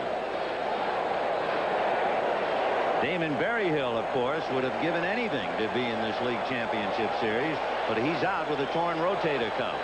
2-2. Got him. Big out for Mike Bilecki. That's 5 strikeouts. He's gotten Sheridan twice. Now let's see what they do with Uribe. You have the switch hitting Uribe coming up and Russell to follow. The important thing about strikeouts is when you get them. May not be a strikeout pitcher, may not run the numbers of strikeouts like Nolan Ryan can do, but it's when you get them. Get that strikeout with a runner on third base with less than 2 outs. The Cub defense had to play in to protect against the tying run. When if you have the facility to strike somebody out, that's when you want to try and do it. Good pitch by Bilecki. We're watching Joe Girardi, and he gestures to Grace as if to say, have you seen the direction from the dugout? The dugouts have moved Grace just a tad, and they're going to pitch to Uribe. Matt Williams at third, 2 out. A lot of pressure now on Girardi and Bilecki. Strike. They can't let another one get away. The only pitch that he's pulled have been off-speed pitches, Benny. Most of the time he's been hitting the hard stuff the opposite way up the middle. Walton in center field is really very deep for Uribe. Good reason. Uribe really ripped one in the third inning, but right at Walden. 1 ball, 1 strike. It's the old story. Every manager in existence, they love to get that number 8 hitter for the final out so they can start the next inning against the pitcher. But sometimes you get burned by it, and we'll see what happens to Zimmer. Fouled away. 1-2. 1-0 Chicago. 2 out, bottom of the 5th. The Giants have the tying run at 3rd, and Matt Williams. Don Zimmer still can find reason to smile.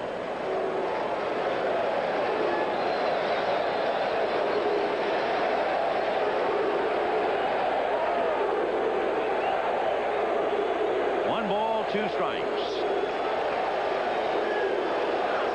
2-2.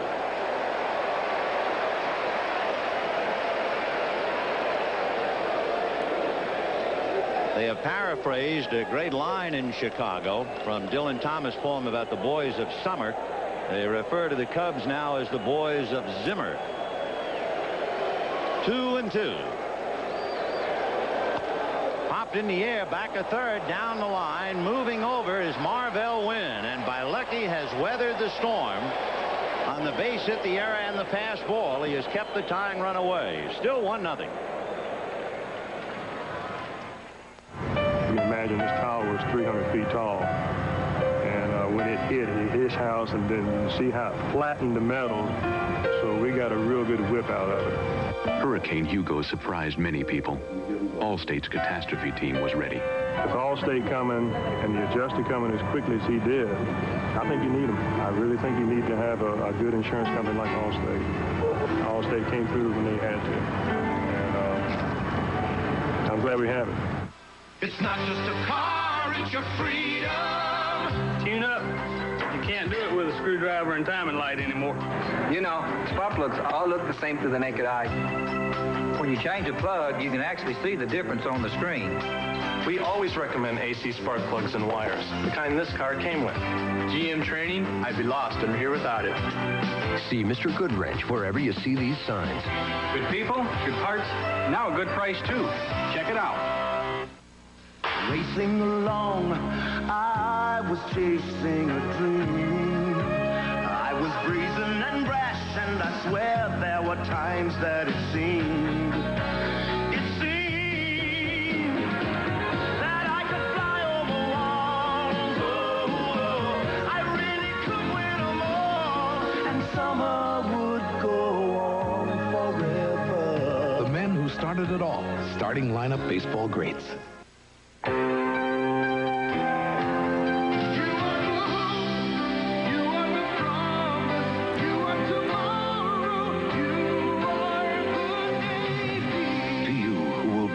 Shape our future, we invite you to learn the technology of tomorrow while you serve your country in the Navy of today.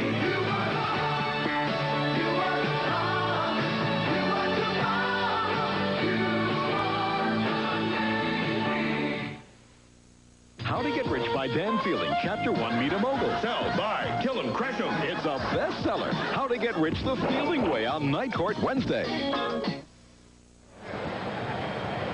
You have heard, I'm sure, of being hung in effigy. Well, this is being hung in San Francisco as someone has taken a small cub, hung it by the neck. You know, we were talking before about Dylan Thomas and that great poem about the boys of summer, which is applicable to the Cubs now. With Dylan Thomas' line that everyone forgets, it's the boys of summer in their ruins. That's the one thing the Cubs are trying to avoid today. It is 1-0 Cubs in the 6th. Ryne Sandberg lifting one to shortstop. Uribe on the grass.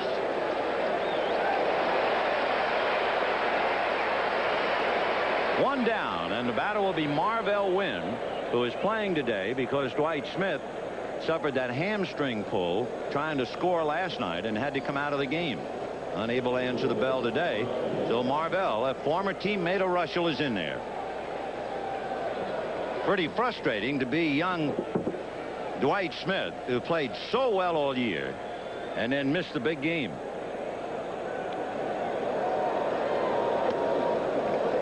One ball and no strikes. Tell you something that you could also put in a time capsule that you never see here. There's a one-hopper by the diving Robbie Thompson. So Marvell Wynn, a one-out single. The picture that I don't think I've ever seen at Candlestick, the back of the plate umpire wringing wet Charlie Williams is a walking thermometer. You just don't see that here. Goosebumps maybe, but not perspiration. Almost 80 degrees. And the batter, Mark Grace. 1-0 Cubs. Top of the 6th. One of the things Zim will try to do, obviously we talked about before, put men in motion, hit and run. You stay out of the double play. Wind not going. Interesting thing about Mark Grace, he's probably the only cleanup hitter around who is rated so high as a hit and run hitter.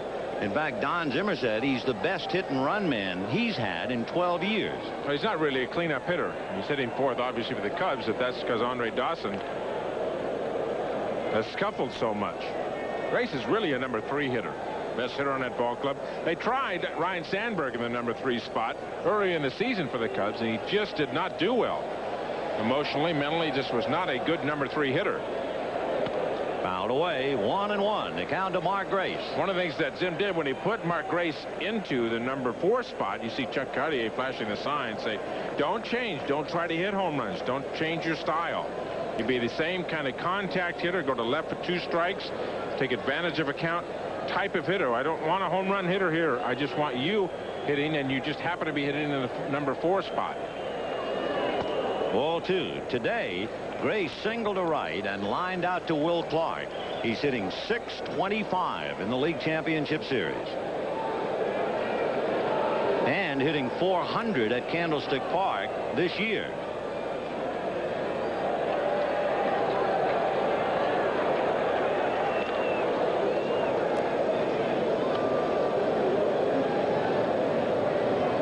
On deck, and perhaps in another spotlight situation, is Andre Dawson, and you can just imagine what he's thinking.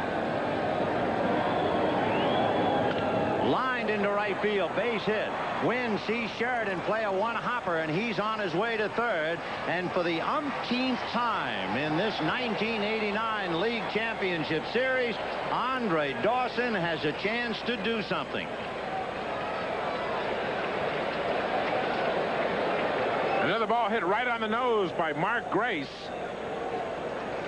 Ahead in the count, and he takes advantage of it. He doesn't try to overdo. He doesn't try to take more than the pitcher offers. It seems that every time the pitcher makes a mistake to Grace, he is on a hot streak, he hits the ball hard. One of the 5 hitters in the National League to hit .300. Great bat control. Andre Dawson has left 10 men on base, so you know the pressure he's under right now. And he lifts a pop fly into right field. Sheridan with a good arm, tagging up his Wynn. Sheridan for the catch. Wynn can't move, and Dawson has failed again. And Andre Dawson must be fit to be tied. In his great career, he has suddenly come dead in the water.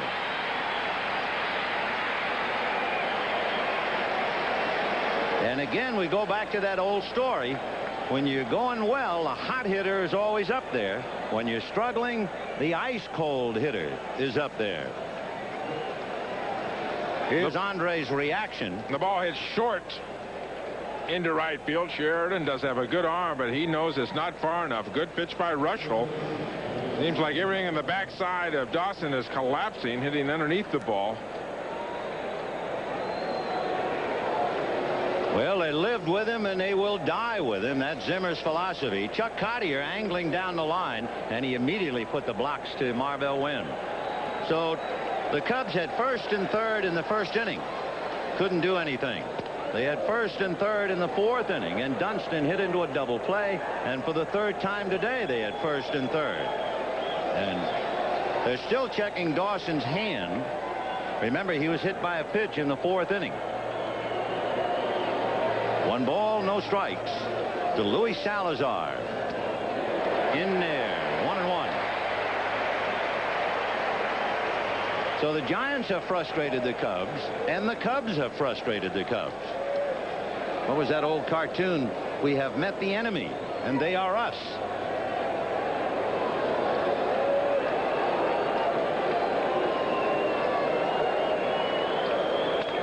fisted down to the right side to Robbie Thompson, and Russell is out of the jam.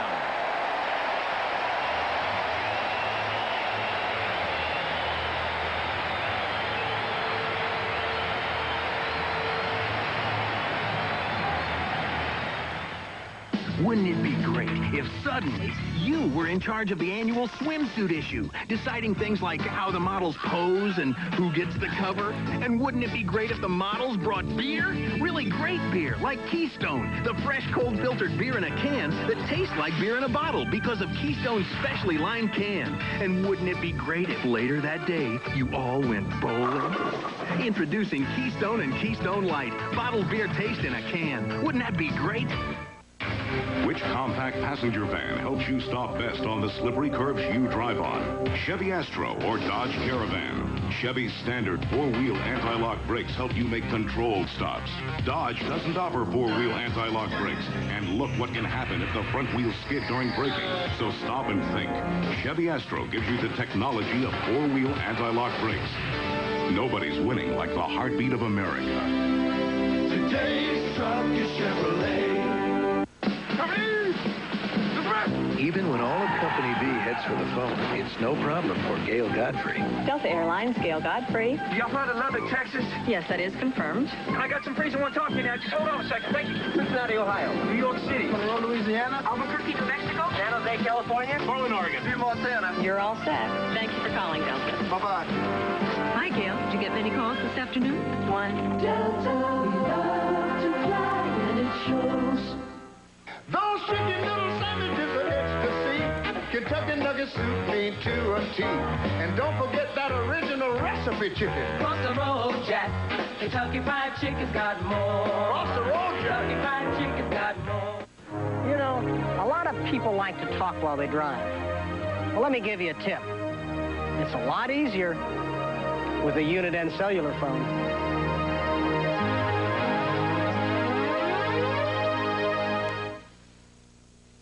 Teen's first date becomes her dad's worst nightmare. I'm gonna put her in the basement with a chastity belt and a pitch bull. Join an all-star cast in a comedy adventure, Dream Date, tonight. After his last frustrating at-bat in the 6th inning, Andre Dawson, who was hit on the hand in the 4th inning, has some tape to support the thumb. Meanwhile, Rick Russell takes a strike, and we're in the bottom of the 6th. 1-0 Chicago. Russell rolled to short in the 3rd inning. Off speed and away. Interesting. What's the old line? You never change up on a pitcher, which is an indication that Russell is a good hitter. Comebacker speared by Bielecki.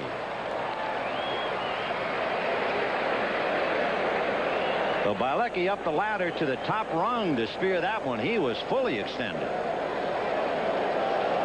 Bielecki has been almost perfect all day. A good fielding pitcher.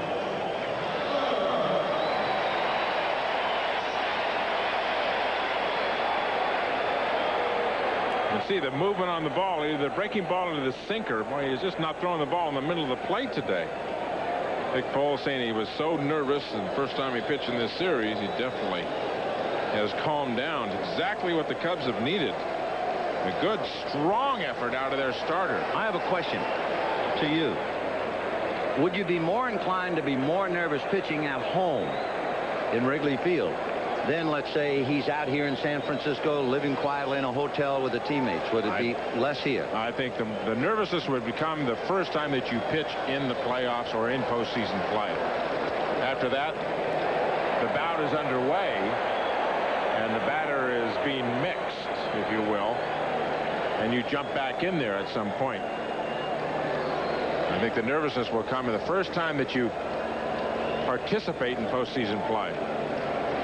2 balls and no strikes to Brett Butler. That's in there. 2-1. The theory I was thinking about is that feelings, human feelings, rub off on other humans. We're social beings. So if Bielecki's in Chicago, all the well-wishers would have a tendency to tighten him up more. Here, he's a stranger in this city. Fouled away at the count 2-2. I think one of the things you have to understand about the Cubs is that they are basically a young ball club. Girardi is a rookie. Rona, Walton, Wynn, Smith, Dunston, Grace.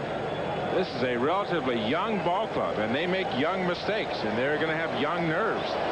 That's to Zimmer's credit. He's done such a good job all year. What a beautiful pitch by Bielecki right in the inside corner. The Butler is caught looking at strikeout number 6 for Mike Bielecki, who, by the way, is not exactly wet behind the ears. He's 30 years old. Right on the inside corner. Remember the entire series, Brett Butler's been trying to go to left field with 2 strikes. There's no way he's going to get at that ball unless you try and pull it. Robbie Thompson with a big at-bat now with Will Clark on deck. Thompson grounded out, popped up, 0 for 2, hitting .294. We're in the bottom of the 6th. Cubs 1, Giants nothing.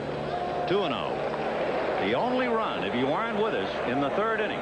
Jerome Walden lifted a fly ball to left. For whatever reason, Kevin Mitchell did not pull his sunglasses down, lost it in the glare. It fell for a 2-base error, and then Ryan Sandberg doubled him home. And that's it. Fastball fouled away.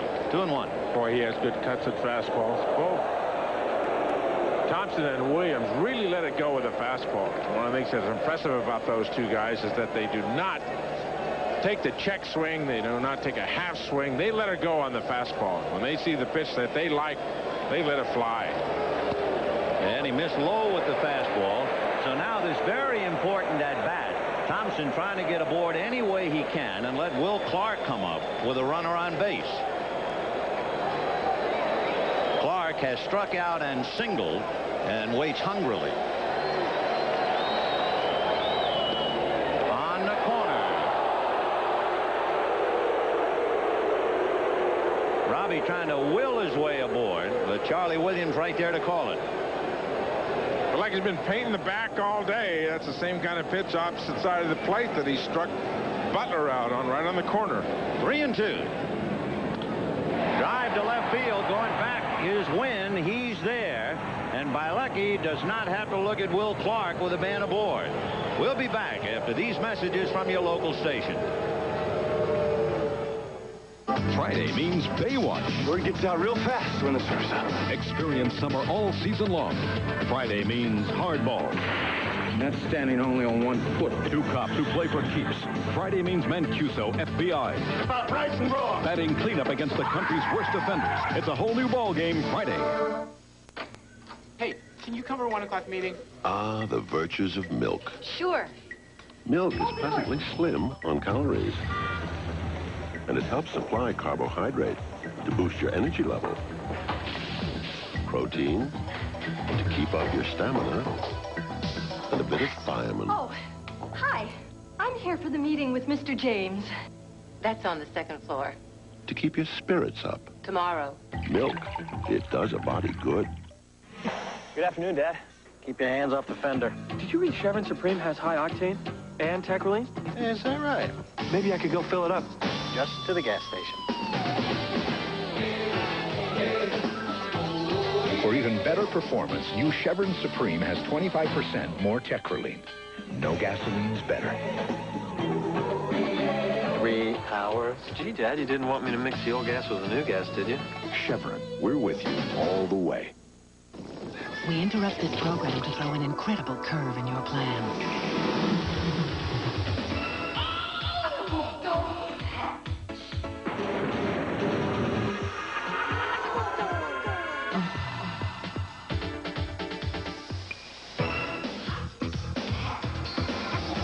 So hot, it's cool. So cool, it's hot. Acapulco, hotter than ever. The FBI looking for a few good spies at 5.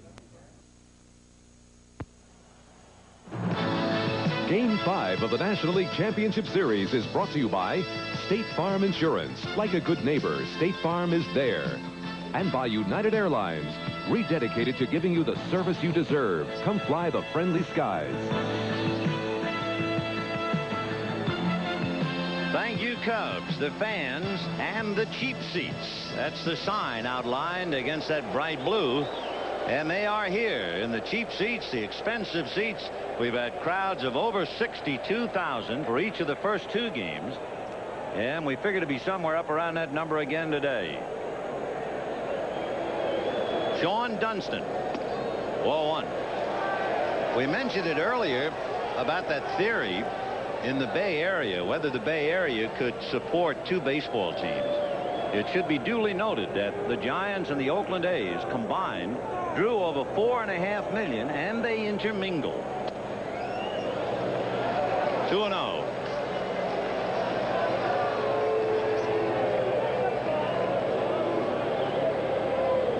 Two balls, no strikes.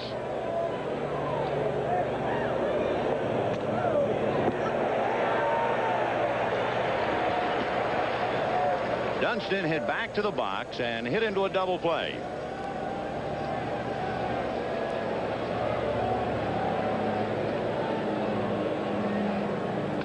Ground ball hard right under Matt Williams' glove and on out into left field.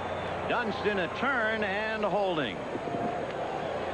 Good aggressive swing by Sean Dunston. You know, when you're facing Rick Russell, you're ahead in the count. Pretty much you're going to get something to hit. He just hit it like a bullet right by Matt Williams, who has been superb defensively through this entire series. Just hit too hard, and like a shot, you have to play in and protect against the bunt some.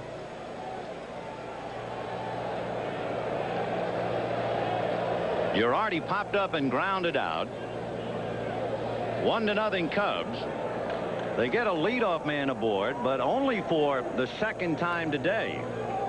They have 1 run, 7 hits. The Giants no runs, 2 hits.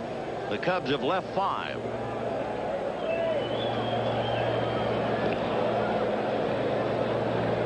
Dunston during the regular season, and admittedly it's not the same, but you can see he stole 19. And time checking with Martinez. A lot of times you talk about the count, which count is best to bunt on, hit and run on. With Zim, you never know. He will do anything at any time.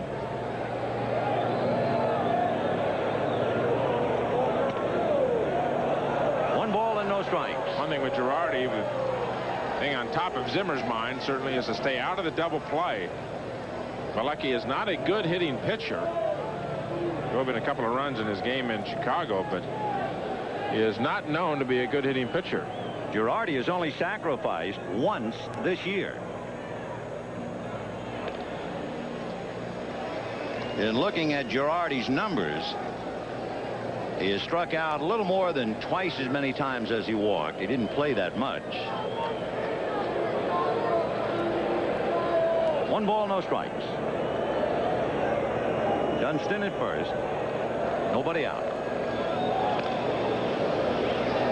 Cubs are 3 good young catchers. Damon Berryhill, who has had shoulder problems. Girardi and Rona. Some of the talk around the playoffs, you see Damon Berryhill.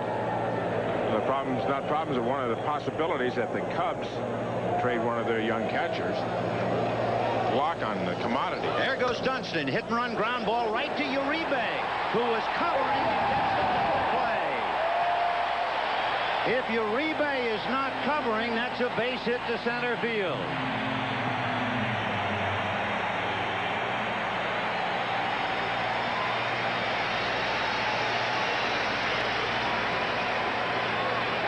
Another example of the good defense throughout this entire series. And it's a matter of one manager outfoxing the other in this situation. Zimmer trying to stay out of the double play. Uribe covering. Would expect the ball to be hit to the right side. Here Uribe covers. Here's Bilecki. Ball 1. When the Giants come up in the bottom of the 7th inning, and you'll hear a lot of noise then, they will have Will Clark, Kevin Mitchell, and Matt Williams. On the corner, 1-1.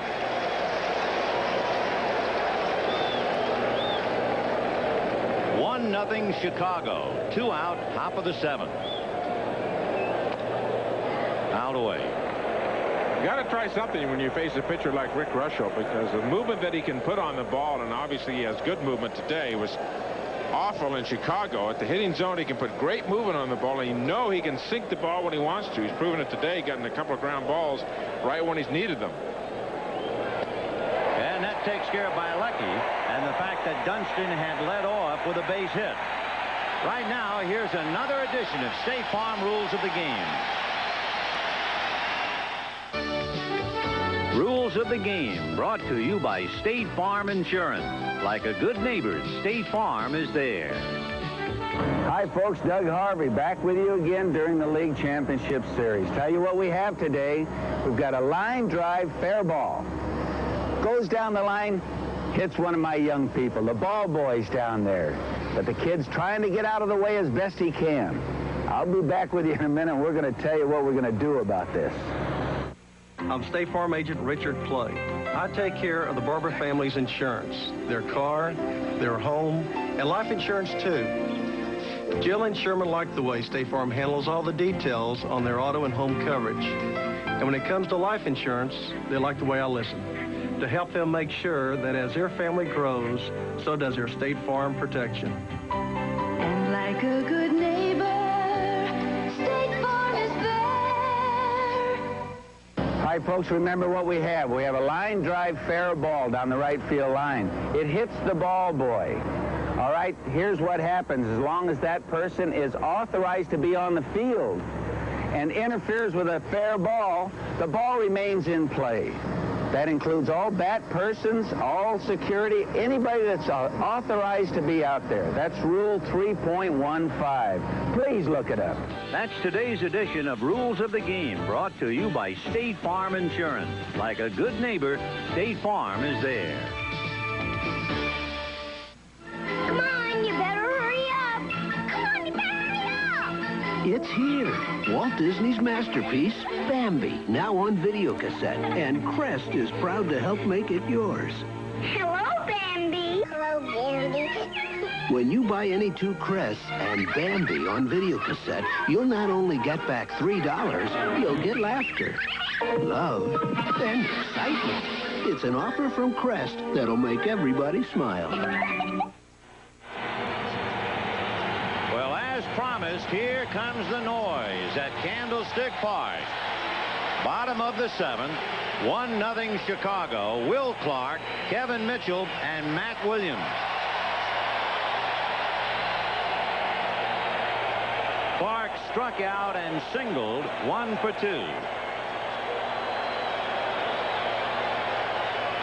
A drive to right in the corner. Dawson slipped momentarily, and it's off his glove. And Clark is into second base, and he's going to keep on going to third. He is in there.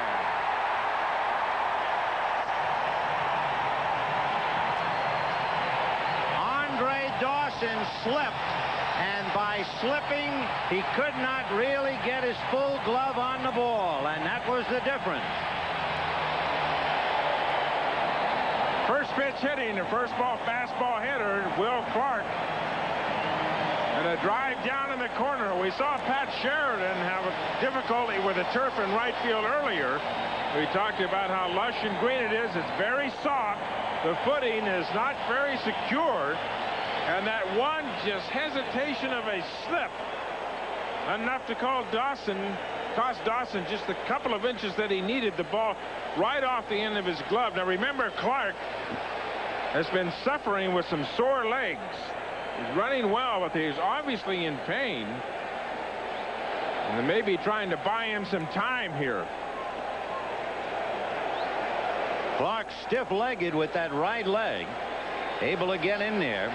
And now he has waved the trainer away. Down in the Chicago bullpen, Mitch Williams and Les Lancaster. Williams, of course, a left-hander. So Bilecki, who had the leadoff man get aboard and reach third in the 5th inning, now really faces a challenge. The tying run 90 feet away. Nobody out. Mitchell, Williams, and Kennedy trying to pick it up. And the infield in. Off speed for a strike. 0-1. Mitchell has struck out twice today. So a tough break for Bilecki. In fact, 2 tough breaks. The slip and then the drop. 0-1. High fly ball to dead center. Back goes Walden on the track. And coming in is Clark to tie it up 1-1.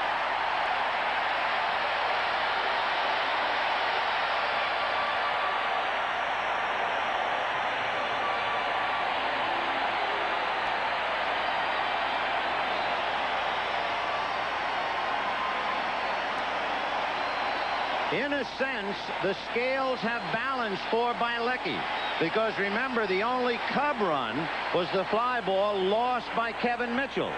So it's only right, I guess, that Mitchell should drive in the run to cancel it out. And it's 1-1 in the 7th, and the batter, Matt Williams. Ball 1, breaking ball.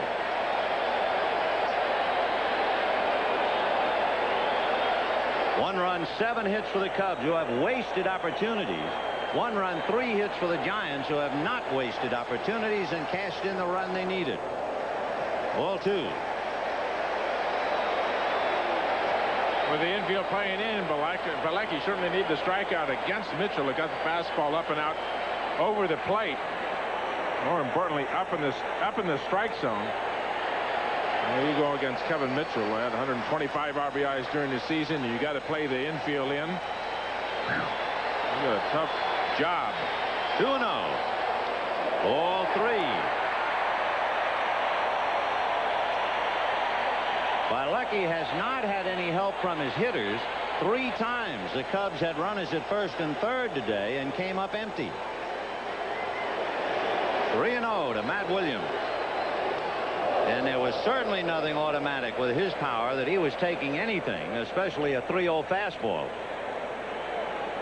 Boy, he let it go, too, didn't he? You saw Robbie Thompson earlier. I mean, let it go on a fastball. There are no half swings. They let her fly when they got a chance and get that fastball. 3-1. And another one. 3-2.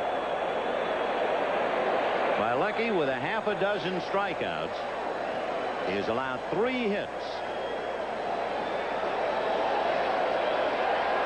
So Craig and Zimmer, the good buddies, are even in the game, but Craig a decided favorite, leading 3 games to 1.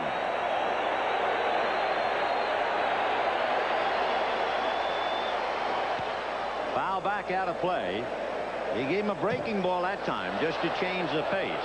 So after all those fastballs, he came back 3-2 curve.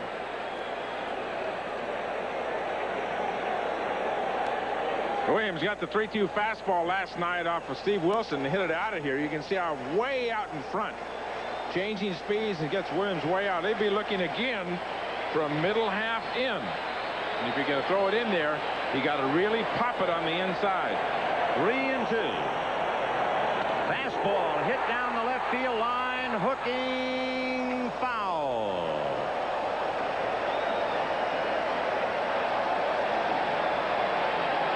Boy, does he turn on that fastball.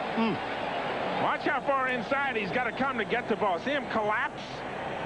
In order to hit that ball hard, he has to roll that top hand over. Boy, and you're messing with dynamite in there, and you're talking about just fractions of an inch. 3-2. That makes a difference. Change got him. Oh, what a pitch by Bielecki. A 3-2 off-speed pitch, and Matt Williams way out in front of it. Now, that was a pitcher's pitch. The pitch last night that Steve Wilson did not make after throwing about 12 pitches to Matt Williams was the off-speed pitch. He'd proven that he could get the bat head out on the fastball, and Bielecki saw it. The speed on that pitch, 68 miles an hour. Big difference between that and the fastball. Way out in front. A good pitch by Bielecki. Strike 1 to Terry Kennedy. 2 down, 7th inning. A 1-1 tie.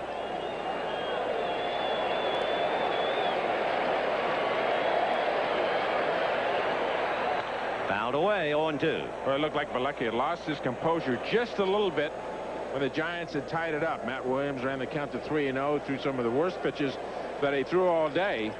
But he really showed me something there. He came right back and got Williams. Good regaining of his own composure. No balls, 2 strikes to Terry Kennedy. 1-2. Remember the first pitch to Williams, a breaking ball way and outside, game tied. He's been pitching to Gem so far. Didn't get any help from the bench. I thought maybe Dick Pohl would go out there just to say a couple of words to settle him down, but he got it done by himself. 1-2. Fastball hit to short. Dunston cranks it up again, and that's it. 1 run, 1 hit, 1 slip, 1 drop, and at the end of 7, a 1-1 tie.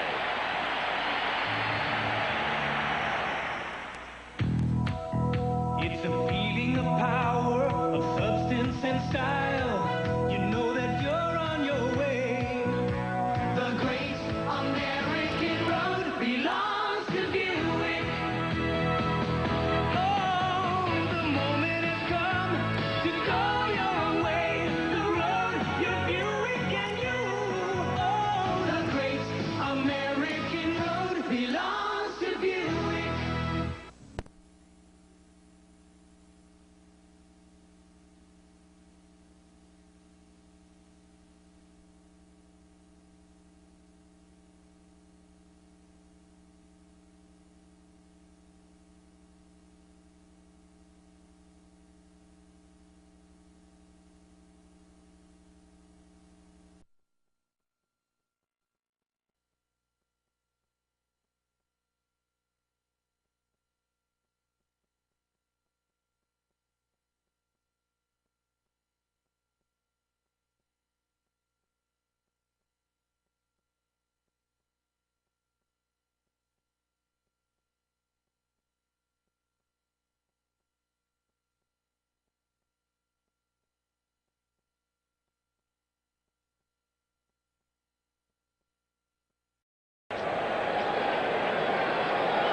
Will Clark leading off the inning, hitting a triple down that right field corner.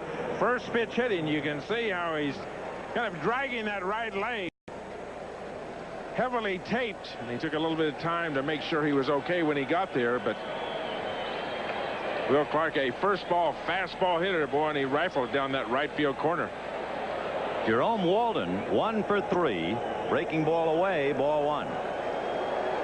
Russell has gotten his team into the 8th inning, and as he works on Walden, Craig Lefferts begins to throw back of him for another reason as well. Russell is due up third when the Giants hit in the bottom of the 8th. 2-0 the count to Walden. Singled in the first inning, hit the fly ball that was lost in the glare by Mitchell and grounded to short. He scored on Sandberg's double. That's the only Cub run. So the only scoring today are on balls that should have been caught by Mitchell and by Dawson. And they count 3-0 to Jerome Walden. We talked how Rick Russell will show you at the beginning of the game if in fact he has it. Good movement on the hitting on the ball. When it gets to the hitting zone now, first hitter here in the 8th, he's run the count to 3-0. And that's his first walk of the day. Remember, he hit Dawson, but that's the first walk. And that could be a storm signal for Roger Craig. He'll be watching him now as Ryne Sandberg comes up. It's the third time today the leadoff man has gotten aboard. We have a moment to remind you, Wednesday night on NBC, a terrific lineup waiting for you. An all-new Unsolved Mysteries. Second, a new Night Court. Third, the critically acclaimed new comedy series Nut House. And batting cleanup, a brand new episode of Quantum Leap. A great night of entertainment on NBC Wednesday. Ryne Sandberg has played in 10 league championship games and has had at least one hit in every one of them. Today, struck out, doubled in a run, and popped up. Fastball strike, and it's the rare fastball that Sandberg has taken in this series. Well, it looked like it took him by surprise, too. You know Zim's going to do something somewhere here in this inning. Top of the 8th. An 86-mile-an-hour fastball on the inside part of the plate. Chuck Cartier flashing the signs. Walden stole 24 during the regular year, and they know it. I think the question with him is just trying to figure out on what pitch he's going to do it on. There's Cartier.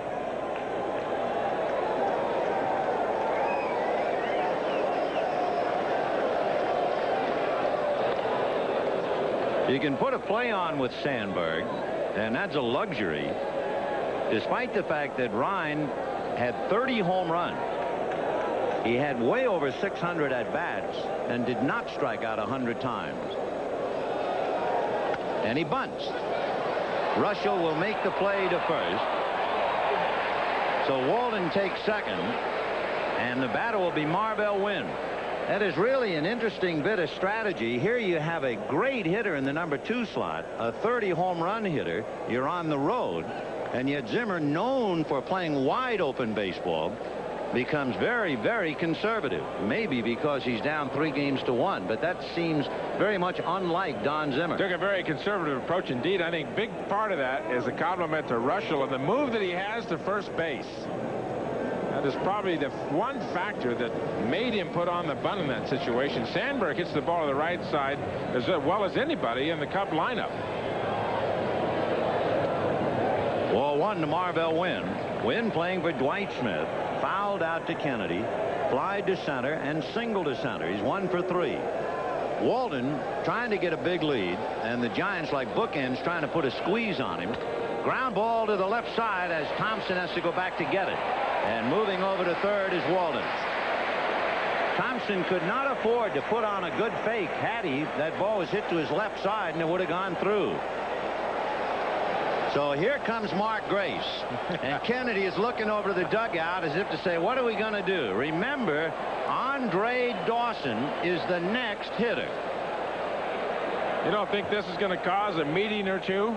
Roger Craig on his way to the mound. I don't know whether it's for a new pitcher, if it's a discussion with his catcher and pitcher about what they want to do, how they want to do it. A lot of action in the Giant bullpen. It doesn't look like he is going to change pitchers. Roger's a lot like Russell in the sense his demeanor seems to be the same all the time. There it is. It's a discussion of how we want to go about this. I'd be very surprised if they pitch to him. Mark Grace is only hitting .647. They walked him intentionally once. That was in game 2. The outman has been Andre Dawson, and he is on deck. And they're going to walk Grace, and again, Andre Dawson will be in the pressure spot. You know, Roger Craig feels that it's going to be a one-run ball game, and he's playing a one-run ball game. It doesn't look like you're going to win a game 4-3 or 3-2 if Dawson hits the ball out. But it doesn't make a difference because it looks like it's a 2-1 game anyway. It's amazing, and occasionally it will happen. I go back to the 1952 World Series, the Brooklyn Dodgers and the New York Yankees, and the great Gil Hodges. He couldn't buy a hit. And now here in 1989, the great Andre Dawson, who has been the heartbeat of the Cubs for the last couple of years, the most valuable player in 1987. But it has all turned to chalk ever since the knee operation. And Zimmer has said it's been a tough year for him. He has struggled, but I'm staying with him. And he has struggled today as he has in every game. Dawson with first and third in the first inning struck out. With first and third in the sixth inning, popped out to shallow right. And here he is with first and third and 2 out in the 8th in a 1-1 tie. Ball 1. And really a better hitter when he goes up the middle. And Uribe is playing way around to pull on the infield. A big hole up the middle. See if he's changed his stance at all. See if that left foot is still as close to home plate as it was in the first couple, an indication he was pressing. Fouled away. 1-1. Well, they say Chicago is the city of the broad shoulders, and Andre Dawson certainly needs some broad shoulders. He's been carrying quite a weight. Now that left foot does not appear to be quite as close to the plate as it was the first 2 at-bats. Boy, and he's trying to go right up the middle, too. He sees the hole up the middle. 1-1.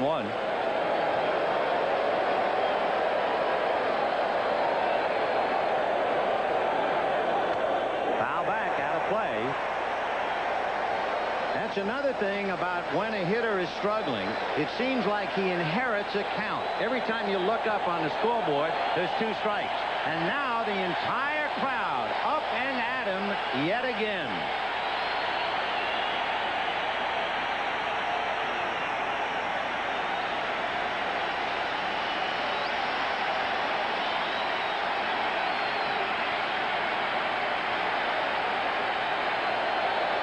Runner going, fouled away. So they had Mark Grace going to take a force play away.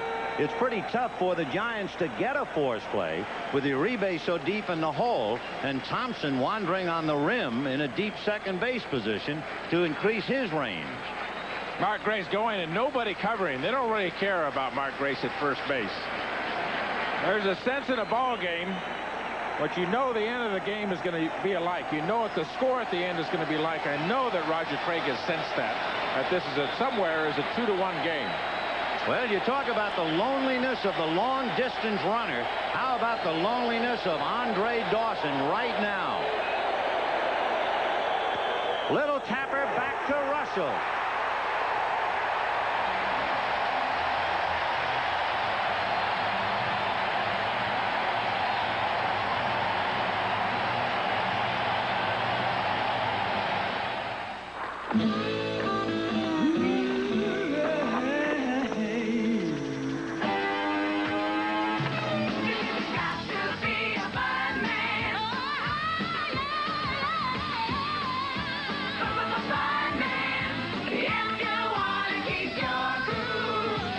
A nice cold bud?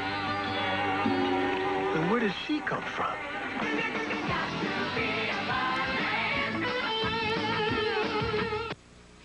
Oh, honey, don't come near me, please.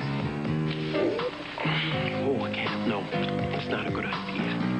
Oh, no, baby, not right now. Oh, sweetie. You don't want to get too close. Fight morning breath with Scope. Scope has 2 powerful ingredients to kill 90% of the bacteria that cause morning breath. Kiss me. What are you waiting for? Great kiss. You may kiss me now. Scope, the best thing first thing in the morning. They were the biggest men I'd ever seen.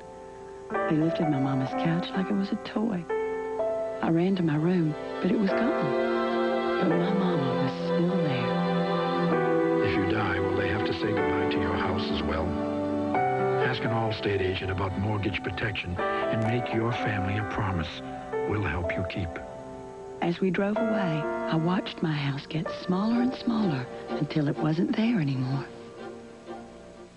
Teach your team to play the right way with Major League Baseball's A Coaching Clinic. It's a great training video for coaches, dads, and moms, and a great learning video for individual players. To order your VHS copy, send check or money order for $19.95 to Major League Baseball, Box 88, Trenton, New Jersey, 08561. Or call 1-800-543-7800. New York and New Jersey residents add sales tax. The proceeding was furnished by Major League Baseball. For the 3rd consecutive day, the largest crowd to ever see a baseball game at Candlestick Park. It's been 62,078, 62,065 in the first game, and somehow they've been able to shoehorn another 6 people in here today. 62,084 to see Ken Oberkfell lead off batting for Pat Sheridan. 1-1 in the 8th. 0-1. Oberkfell, who has boarded on the phenomenal for the Giants this year. The veteran with 18 pinch hits. Off-speed strike, and the count 1-1.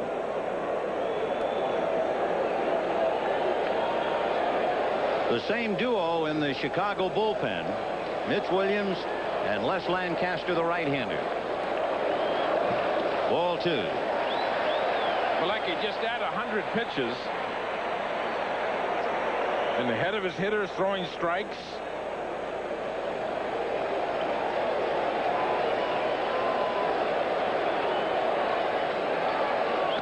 Fouled away. 2 balls, 2 strikes. Cubs got a run in the 3rd. Kevin Mitchell lost a fly ball in the sun for an error. Sandberg's double picked him up. In the 7th inning, Andre Dawson slipped going after a fly ball by Clark. Got his glove on it, couldn't hold it. That went as a triple, and Mitchell's fly ball picked him up. And that's it.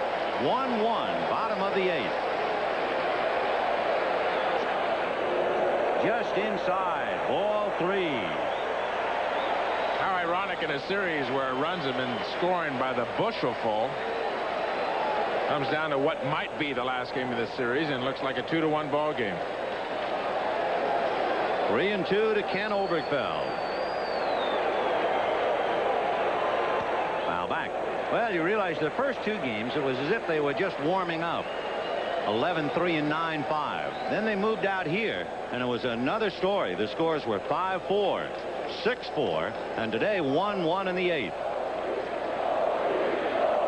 Took a long time for the pitchers to get warm, didn't it? And the chant, OB, OB, 3-2. Foul ball, back and out of play. Elliott, you're diving over there. That's the second foul ball that's come back near you.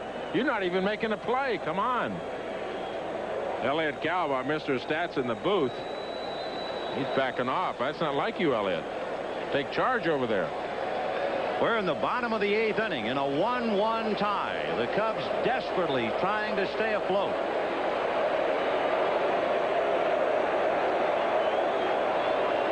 Fastball hit in the air to left field. Marvell Wynn is there. 1 out in the 8th. That will bring up Jose Uribe. If you're not keeping score and you wonder about the Cubs in the 9th inning, it will be Salazar, Dunston, and Girardi. And Mike Bilecki is due to bat 4th in the 9th inning. Another thing with Will Clark getting the triple, the base hit in the 7th, he ensured that he would at least come to the bat in the 9th.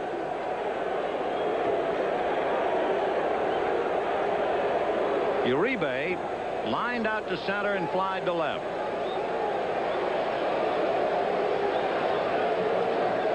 Salazar about even with the bag at third. Grace guarding the line back of the bag at first. And Rick Russell out on deck. It could be that Uribe, who takes a strike, will determine Russell's future in the game. It could be if Uribe gets aboard, Roger is thinking of hitting for Russell, otherwise staying with him. Bedrosian down in the pen. 1-1 to Jose Uribe. So this would appear to be a very important at bat for Uribe, and we'll see about whether Roger has to make that decision.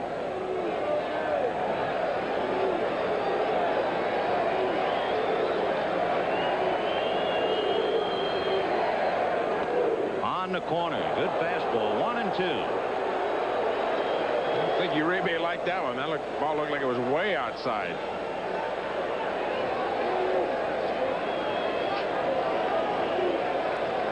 One ball, 2 strikes.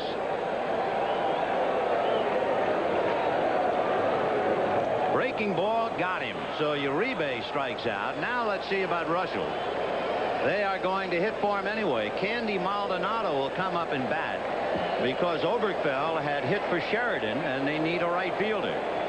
So Maldonado coming up. That is the 8th strikeout for Mike Bilecki. And here's the Candyman hitting for Russell.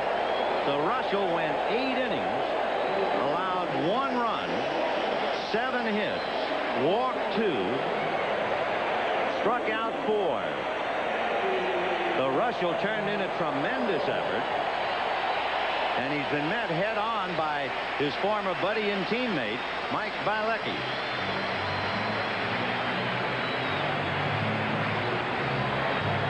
Roger Craig going not only with a right fielder to replace Sheridan, somebody that has some pop. Maldonado, good power. He can hit the ball out of here, and that's the kind of pinch hitter you would like with 2 outs and nobody on. Somebody that can pop the ball for you. Maldonado has had only 5 at-bats against Bilecki all year. He's 0 for 5 in his career going up against a right-hander. In a situation here with 2 outs, nobody on, if he can, Maldonado is going to hit the ball out of the ballpark as a pitcher. Make him hit it out to right field. Don't make the mistake on the inside part of the plate where he can use his strength and hit it out to left. 1 ball and no strikes. Salazar very deep at third. The Cubs are not worrying about a bunt from Maldonado, who does everything well but run. Cubs concerned about the 2-base hit. Outfield is very deep. Infield is deep. 1-0. 1 ball, 1 strike. Maldonado had 7 base hits during the year as a pinch hitter. A couple of years ago, he set a giant record with 17 pinch hits, and that was broken by Ken Oberkfell this year. Dick Cole, Don Zimmer sweating it out.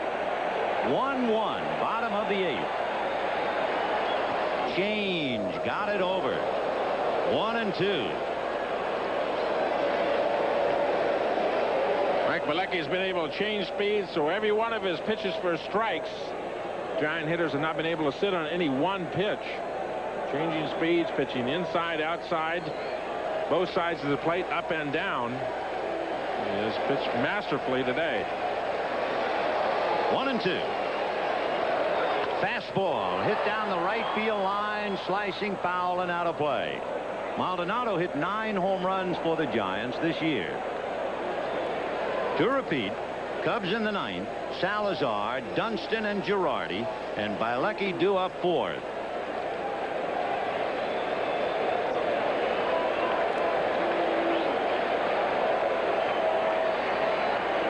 One and 2 to Maldonado.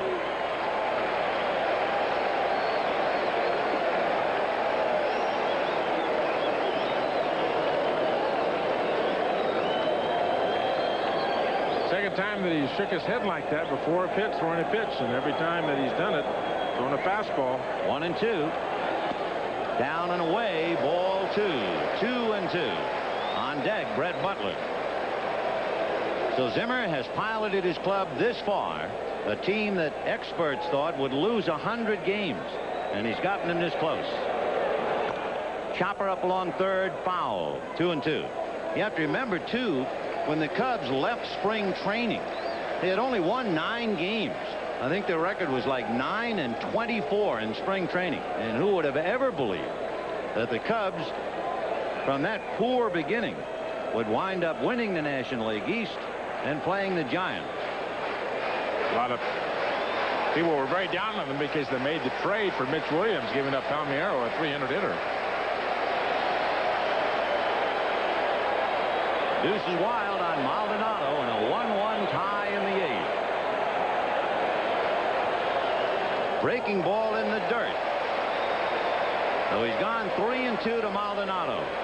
Bielecki, by the way, in striking out 8, has not walked a batter. Russell went into the 8th inning before he walked a batter, and then he walked another one intentionally.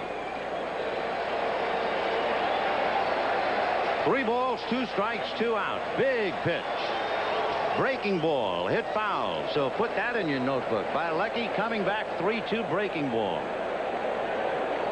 A lot of confidence in the breaking ball because he's been able to get it over most of the day. 3-2, he threw a bad one. Here you see. Boy, Maldonado, a good cut on that, too. We had 2 sequences of 12 pitches in this series. One to Mark Grace, and then last night to Matt Williams. This is the 9th pitch to Maldonado. Lifted foul out of play. So we go to 10 pitches.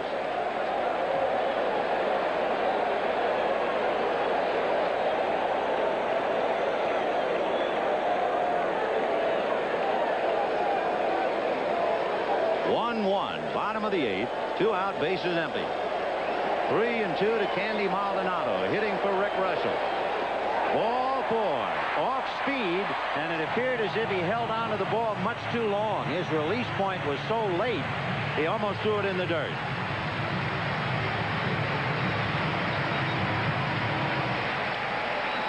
Bielecki on that last pitch, the breaking ball, you got a sense that, listen, I have a big, strong right-handed hitter up here. I've given him about 9 or 10 pitches. You know, I either make a perfect pitch on the outside part of the plate right in the corner or I walk him. I don't care.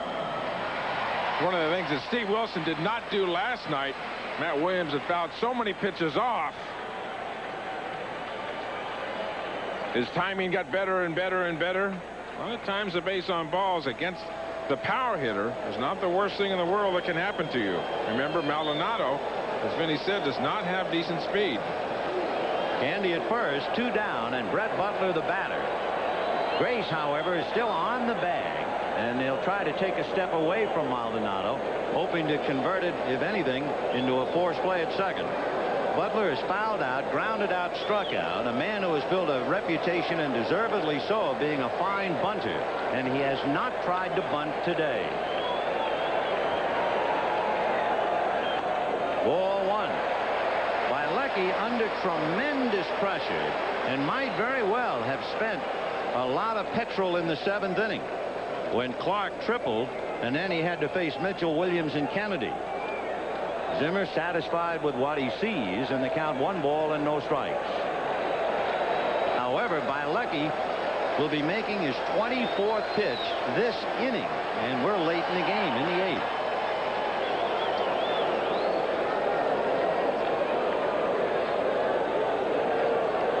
One and 0 to Brett Butler.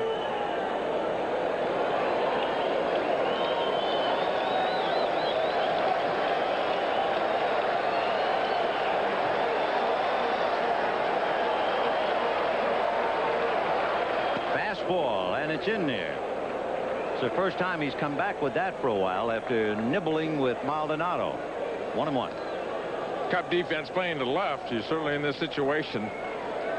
Try not to give Butler something that'll be able to pull. Most of the time in his entire series, he's been trying to go to left field, especially with 2 strikes. With the book on him is pitch him away, play him away. Salazar in close at 3rd. 1-1.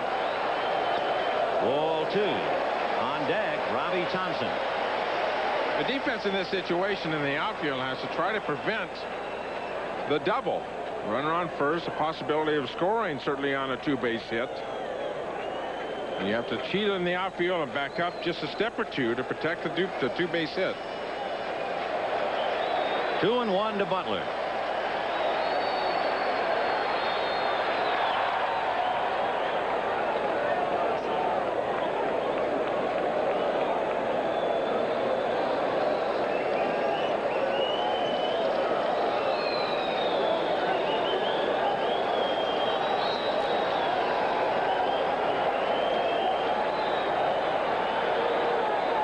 Two balls, 1 strike, 2 out.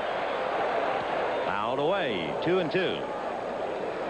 So we get back to a deuces wild situation. 2 balls, 2 strikes, 2 out. Maldonado at first, bottom of the 8th in a 1-1 tie. Talking about Brett Butler going to left field with 2 strikes, which he's tried to do the entire series, and it doesn't look like he's been trying to drive the ball that way either. He's just been trying to push the ball to left field.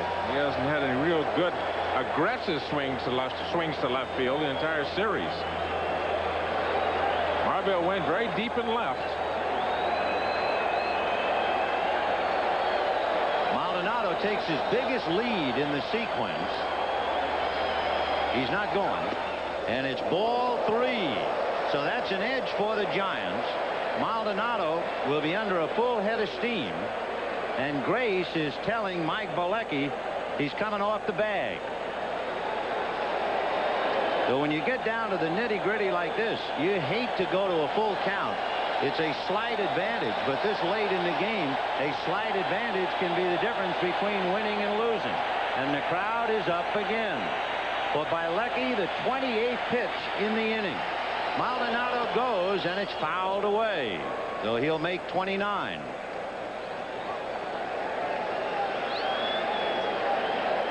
This is a situation where the first baseman would really like to know what the pitch is.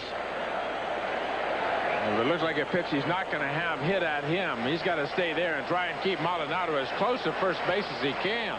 Maldonado's way off on the delivery. 3-2. 2 down, 8th inning, a 1-1 tie. Maldonado goes, ball 4.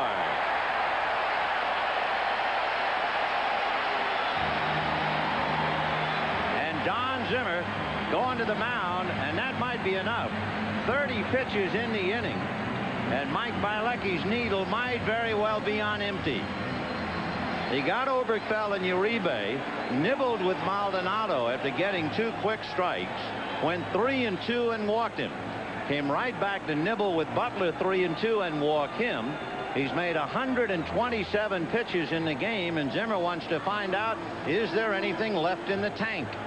The pitcher will tell you when he's running out of gas, Vinny, exactly when that needle is on 0. The pitches are up and away. 2 pitches in that sequence to Butler, high in the strike zone, up and away to the left-hander. You got to know how to buy a little bit extra time for your arm. When it gets fatigued, it doesn't get through, and you don't drive the ball to home plate, and you have to buy a little bit extra time with your left leg. Zimmer convinced that he's all right. So Robbie Thompson, a fastball hitter coming up. He is grounded to Grace, popped to short and flied to left. Maldonado at second, Butler at first. 2 out in the 8th in a 1-1 tie. The Cubs trying to hang on for dear life, and the Giants trying to win it.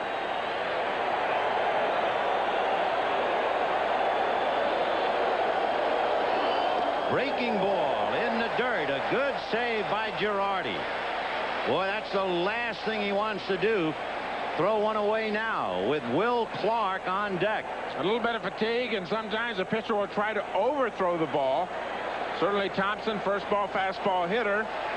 Galecki wanted to start him off with a breaking ball, tried to overthrow it. 1-0. Low again, ball 2.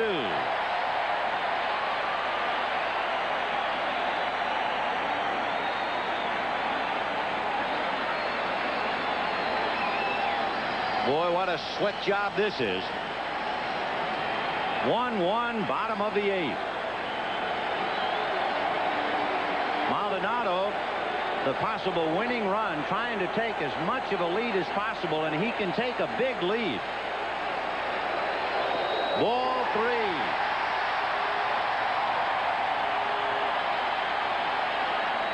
And waiting on deck is Don Zimmer's nightmare, Will Clark.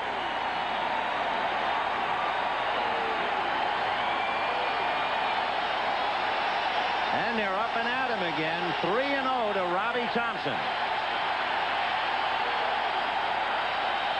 Ball 4. Leo DeRocher used to have an expression, stick a fork in him, he's done. And that's the story for Bielecki. With 2 out, he walked Maldonado, he walked Butler, he walks Thompson. Now, will we have the classic confrontation? Will we have Mitch Williams pitching to Will Clark? Maybe. Mitch Webster is coming in, and the Cubs will make a couple of changes. Andre Dawson, who made the last out in the 8th inning, will come out of the game. And Mitch Williams will go in Dawson's spot. Mitch Webster will bat 9th, and the Cubs are hanging by a thread with 2 out, bases loaded in the 8th in a 1-1 tie. Well, you bet we'll be right back. No place like America. Anywhere, every face tells a different story. But there's a taste we all share. America's meat and potatoes, quarter pounder or McDLT, golden fries made America's way. That's meat and potatoes, McDonald's USA.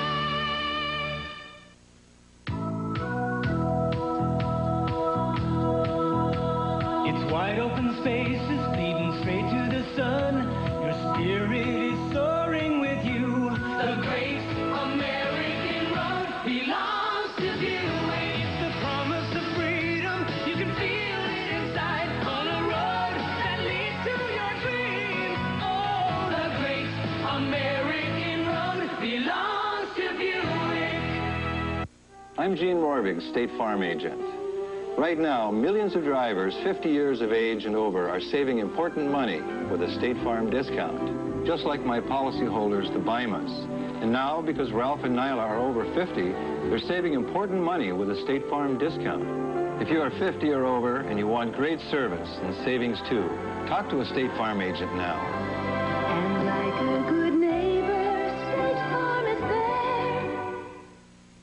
You can see the house is completely renovated with the very best heating and cooling system. Must be a Lennox. So we put in this new central air, and our bills are really... Down? Exactly. Must be a Lennox. Our furnace? Not a day of trouble, ever. Must be a good one. Must be a Lennox. It must be. Lennox Heating and Air Conditioning. Since 1895. Must be a Lennox. Attaboy, Dave. maybe we should have figured it would come down to this. Will Clark with a chance to win it. The bases loaded, 2 out, and the wild thing. Mitch Williams on the mound. Tremendous pressure on Williams to throw strikes. And he's had problems with the leadoff hitter. There's a strike. Mike Bialecki turned in a tremendous effort, only to walk 3 in a row after 2 are out in the 8th inning. 0-1 to Clark. He is singled and tripled, fouled away, and the count 0-2. We wondered when we would see Mitch Williams. Where was Mitch Williams? We saw him briefly once, but he is center stage now. Cubs are finally moving Jerome Walton over in center field. Park has tried to go to left field every time against the left-handers. 0-1, and Girardi, of course, handling that hard stuff from an erratic left-hander. There is tremendous pressure on young Joe to stay with it. Maldonado is at third. Butler is at second. Thompson is at first. And Will Clark hitting .632 in the series. High foul down the line and out of play, and it's still 1-2. Remember, they're still in 9th inning, and the Cubs will have Salazar, Dunston, and Girardi.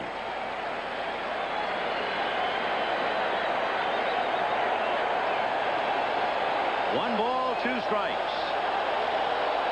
Foul back.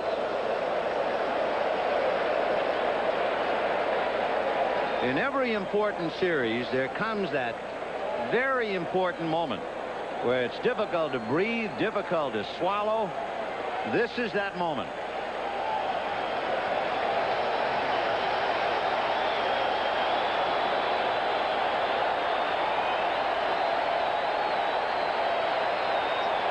Line drive, base hit.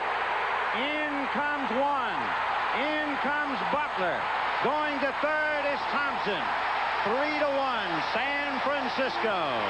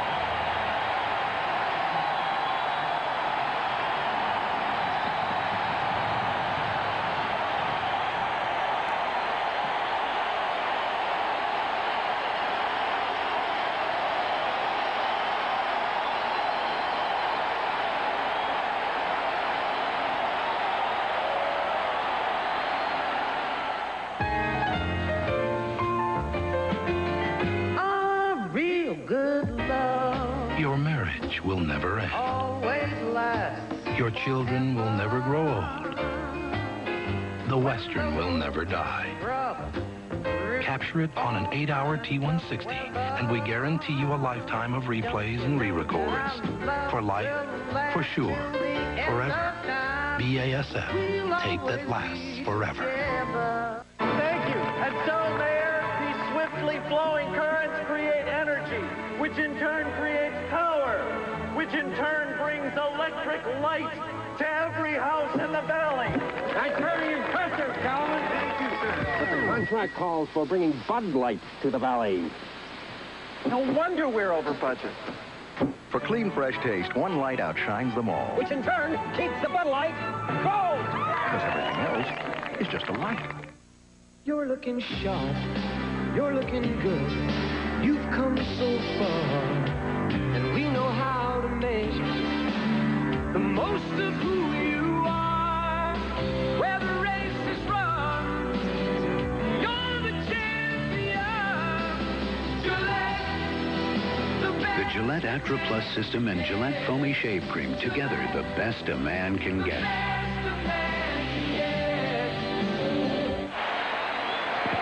Ball one, to Kevin Mitchell, with Les Lancaster having replaced a downcast, inconsolable Mitch Williams. But Mitch has to remember what Butler said about Will Clark. Remember when Butler was asked the difference between Kevin Mitchell and Will Clark. Brett Butler said, Mitchell is a good player having a great year. Clark is a great player. And Clark, as great players will do, in the great pressure of the moment, delivered the base hit to put the Giants out in front. 3-1 in the 8th. On the corner, 1-2.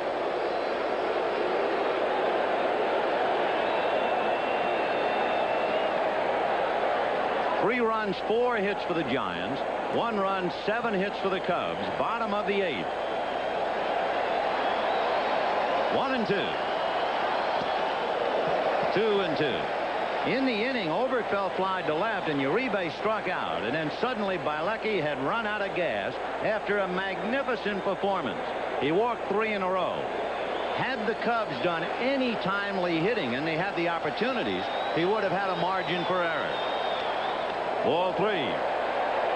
But the Cubs wasted opportunities in the 1st inning, in the 4th inning, in the 6th inning, and in the 8th inning. And as they teach you in kindergarten, waste not, want not.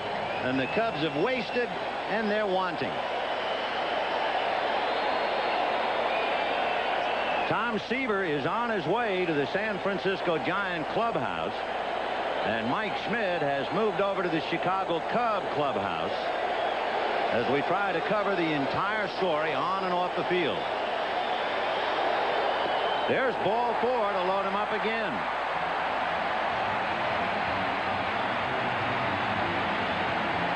So the Giants, much to the delight of this huge crowd, have received 4 walks and a base hit to take a 3-1 lead.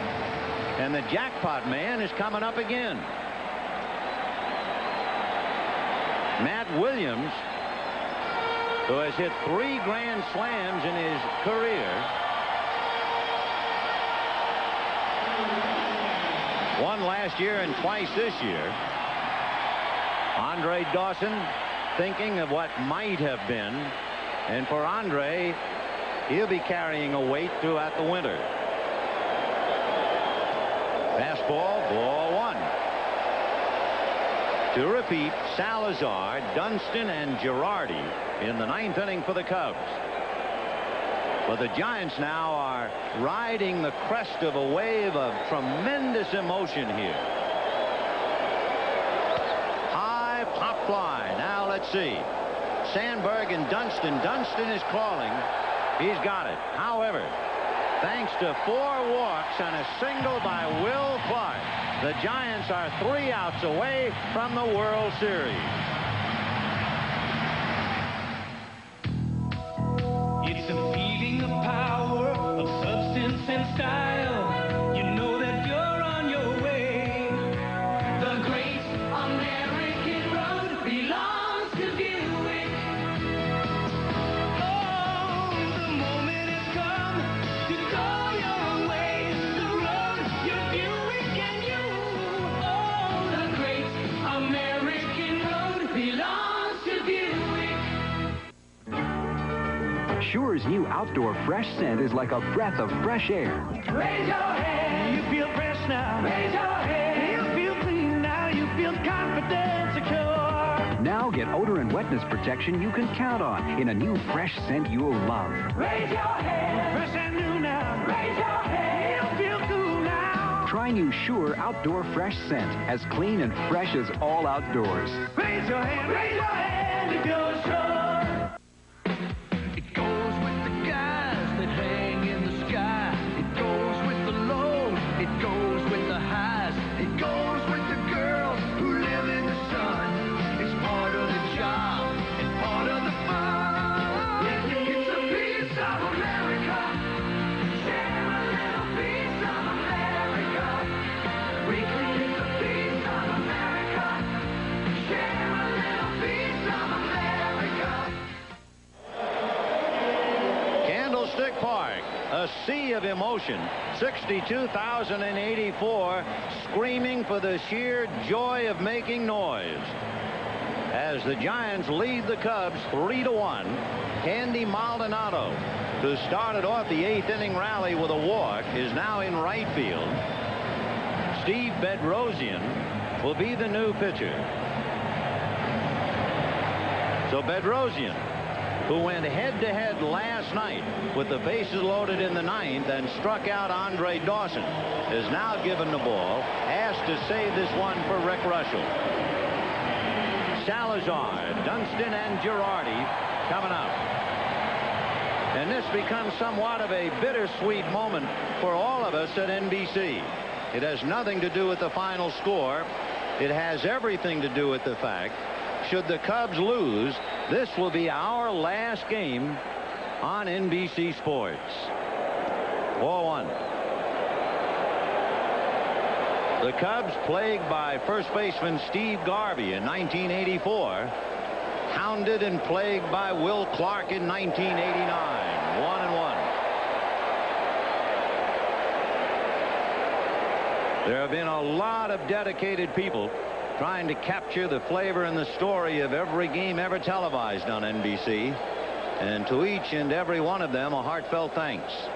Ball 2, 2-1. Salazar grounded to third, single to right, grounded to second, 1 for 3. He's hit in all 5 games. On the corner, 2-2. An interesting thought. The World Series will be dedicated to the memory of A. Bartlett Giamatti. And if Oakland and the Giants play the World Series, a ground ball back to third. Williams gets rid of it in a hurry to get him. 1 away. And now, as it looks like the Giants will play Oakland in the memory of Bartlett Giamatti, the 4 letters here in the San Francisco and Bay Area that mean so much to the people who live here. The Bay Area Rapid Transit. B-A-R-T.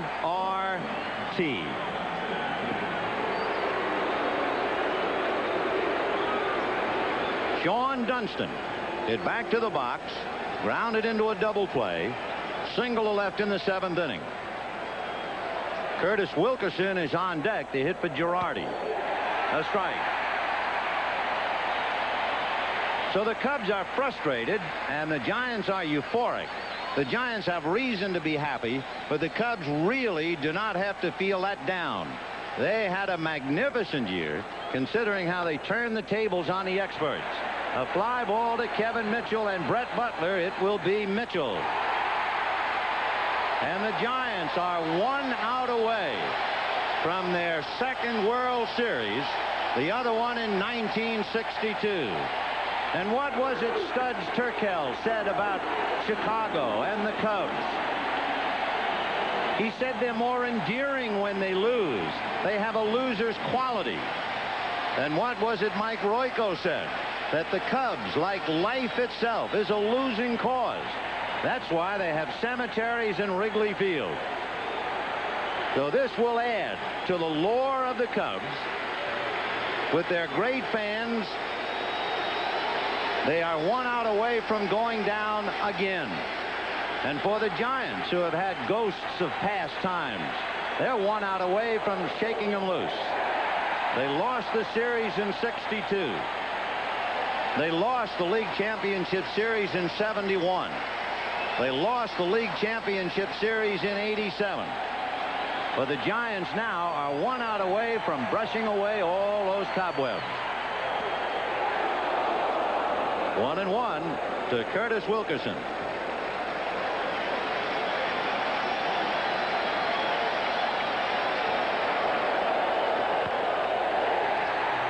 And the Cubs are down to their last strike. Like Kansas City, they've gone about as far as they can go.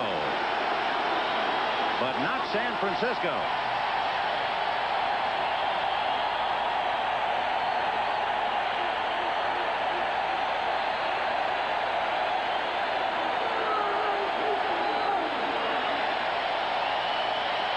1 ball, 2 strikes.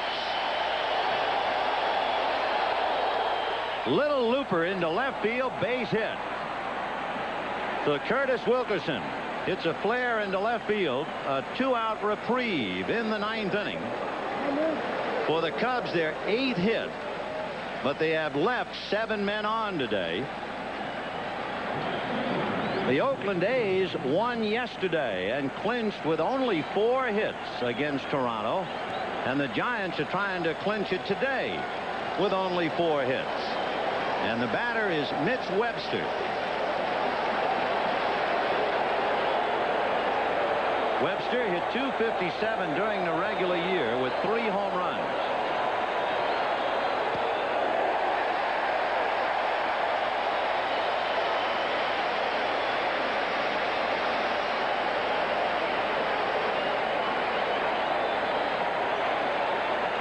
No balls, 1 strike. Line drive, base hit to center. And the Cubs, as they have done all year, refuse to go quietly into that good night. 2-out singles, and the batter will be Jerome Walton.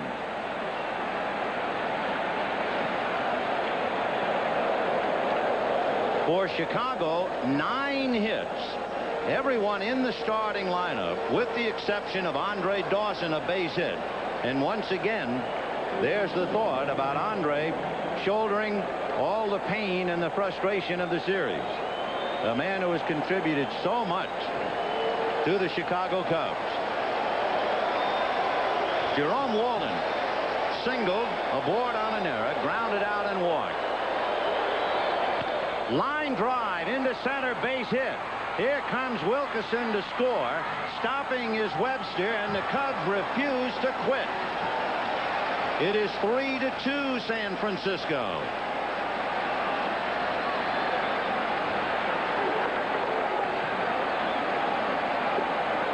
Boy, it has been a remarkable Cub team this year, and Roger Craig is not taking anything for granted. He's going out to see Bedrosian. With 2 out, Bielecki walked 3 and then gave up the base hit. And with 2 out, Bedrosian has given up 3 consecutive singles. The Giants 3 runs on 4 hits. The Cubs 2 runs on 10 hits. What must be so frustrating for the Cubs, during the regular year, they left the fewest number of men on base in the National League. And they have squandered base hits like a sailor on shore lead in this series. And the batter will be Ryne Sandberg. With Webster, the tying run at second. Mark Grace turning his cap inside out, the so-called rally hat. Sandberg struck out, doubled in a run, popped up, and sacrificed.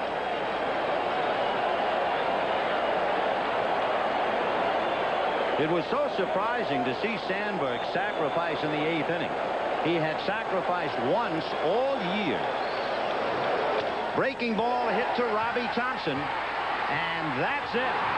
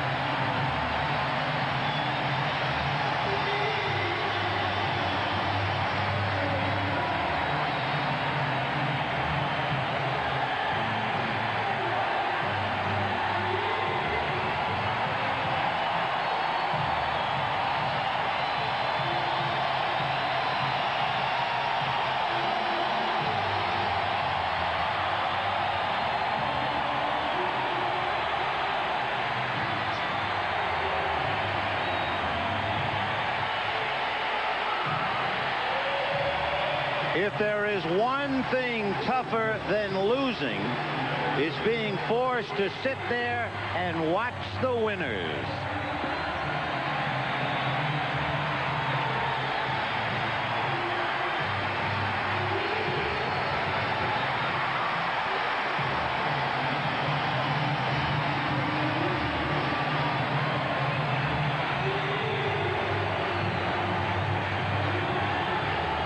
We'll follow the story into the locker rooms in a moment.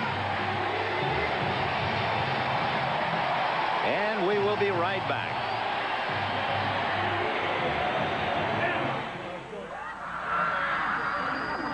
When Li Chin takes care of the Chinese National Airlines' new Boeing 757s, he uses Craftsman tools because Craftsman are tough precision tools, and the hand tools are guaranteed forever.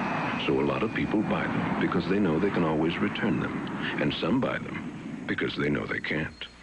Great low prices every day. Craftsman quality. That's your money's worth, and a whole lot more.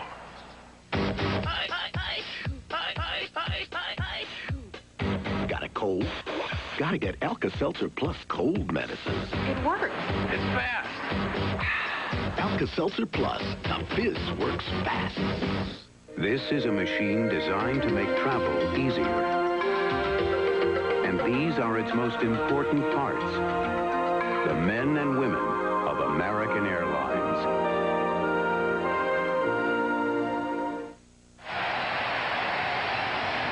The San Francisco Giants and the Chicago Cubs have finished their work for the year against each other.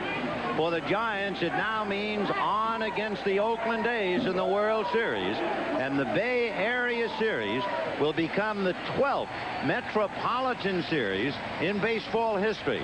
Ironically, the first Metropolitan World Series involved the Chicago White Sox and the Chicago Cubs back in 1906. New York pretty much had a handle on it. 1944, a war year, St. Louis had a Metropolitan Series. In 1971, the A's won the title and lost to Baltimore. The Giants won the West but lost to Pittsburgh. The A's smarting from the defeat last year to the Dodgers. The Giants lost their only World Series as San Francisco Giants to the New York Yankees. So it is a new page for the 1989 World Series. And now let's go down to the Giant clubhouse and to Tom Seaver. Thank you very, very much. Of course, the National League champions now, Roger Craig, Bob Lurie, the owner of the San Francisco Giants, Al Rosen, the general manager. And it's my pleasure to introduce Bill White, the president of the National League, who is going to present the championship trophy to this trio who have done a magnificent job with the San Francisco Giants. Bill? Tom, this is the Warren Giles Trophy, and Roger and Bob and Al, it gives me great pleasure to give the San Francisco Giants this trophy today. Well, it gives us more pleasure, Bill, to accept it. It's a great, great thrill. Thank you so much. I'll give it to you. Okay, we're all going to share. Good, you're a team. We'll let the man in the middle hold it, right? Okay, yeah, with at least two strong guys next to me, but we're a team. These are the two best in the world, and I couldn't be happier. Al, you got to be very happy the way you put this team together and the way they've been resilient and the way that they have won. They won the way they did all year long with their pitching out of the bullpen, with the defense and the power. Well, that attests to Roger's skill in handling and pitching staff, and I want to say the Cubs never gave up. Lucky was fantastic today. Don Zimmer and the Cubs did great. We're fortunate, very fortunate to be here. Second time, Roger Craig, your ball club in the last 3 years has won the division. Now you're not turned away. 87 was frustrating. This time you went out and you got the trophy. You must feel very proud for your ball club. You know, Tom, a lot of things have happened in my life, a lot of great things, but I think this is one of the happiest moments, you know, to be managing in the World Series and to be the manager of this great ball club, and the way they come back and the way they play. You know, I take my hat off to them. They're an outstanding ball club. There's a lot of people out there listening and watching that we want to thank you for all the support and everything, and it's great to be the champions. Now we've got to go to see what we do with Oakland. We know that there must be a touch of sadness, as we talked about through this entire series, because of your closeness with Don Zimmer. There could only be one winner between the two of you. Well, the first thing we said before it all started, I said, Don, one of us is going to manage in the World Series. And nobody really loses here. Don's a great manager. What a magnificent job he did with that ball club all year. Nobody expects him to go higher than 3rd or 4th place, but I take my hat out to the Cubs. They battled, and they were very tough. It was a lot tougher than what it seemed like.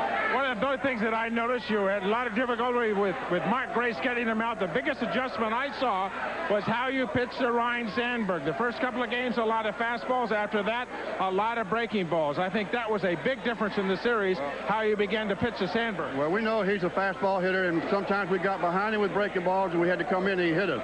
Well, we got him out with breaking balls, and that's why I left Bedrosian in there, because, you know, Bedrosian's got a good hard slider, and that's what he got him out on. What do you think about the Oakland Athletics? Well, they're a great team, you know, but we're a good ball club, too. We're just going to have another big dog fight. I can't wait. All right. Congratulations, Roger. Nice going. Hello, Will. Nice going. Congratulations. Come up here. Get in the middle, big boy. You are center stage. A lot of people don't know who this man is if you live on the East Coast, but he is a hero on the West Coast. It is my pleasure. We're going to present Will Clark with the National League Championship trophy. This is Matt Murphy from Chevrolet. Matt, it's my pleasure. Congratulations on an outstanding series. Thank you, unbelievable. Thank you. On behalf, go ahead. I appreciate Chevrolet sponsoring us and giving this award. Great. Well, on behalf of Chevrolet, it's my pleasure to be able to present to you the most valuable player trophy for this year's National League Championship Series.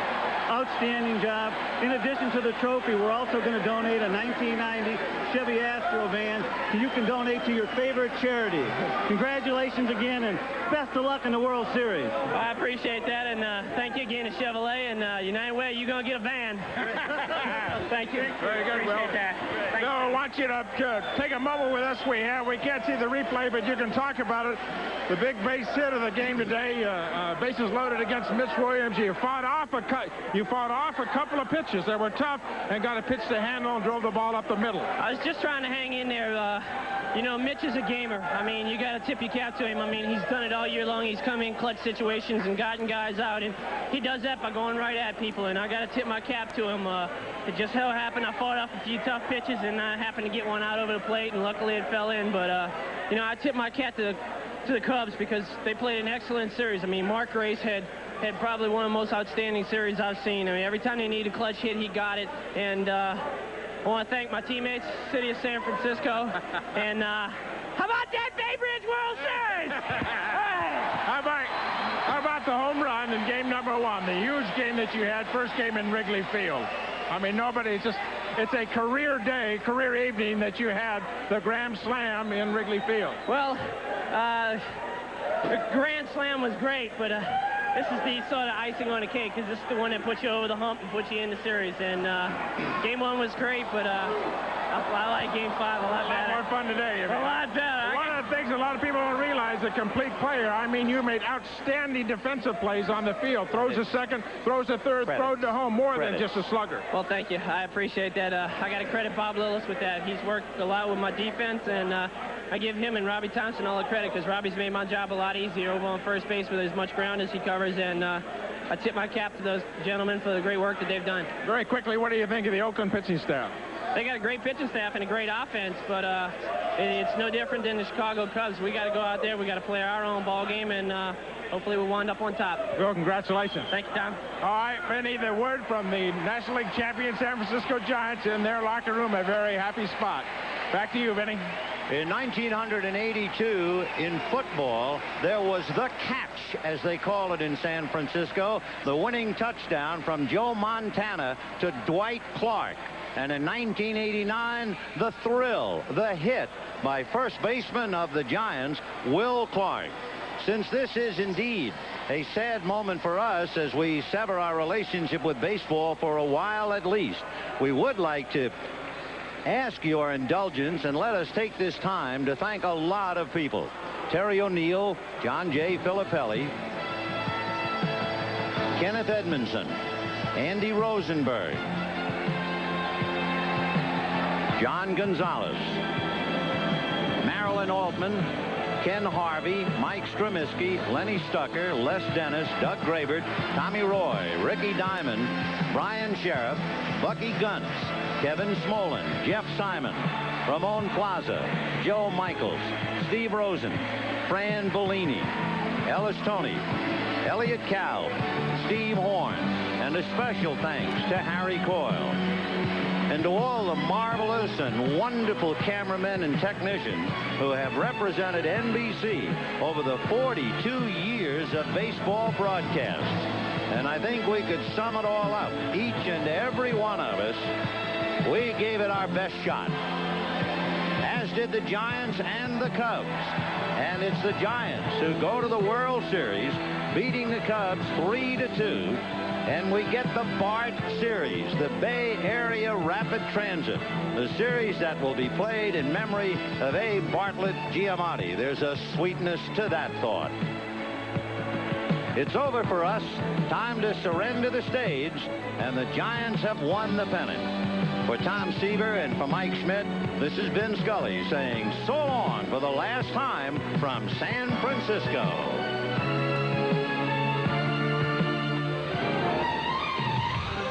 The preceding has been a presentation of NBC Sports.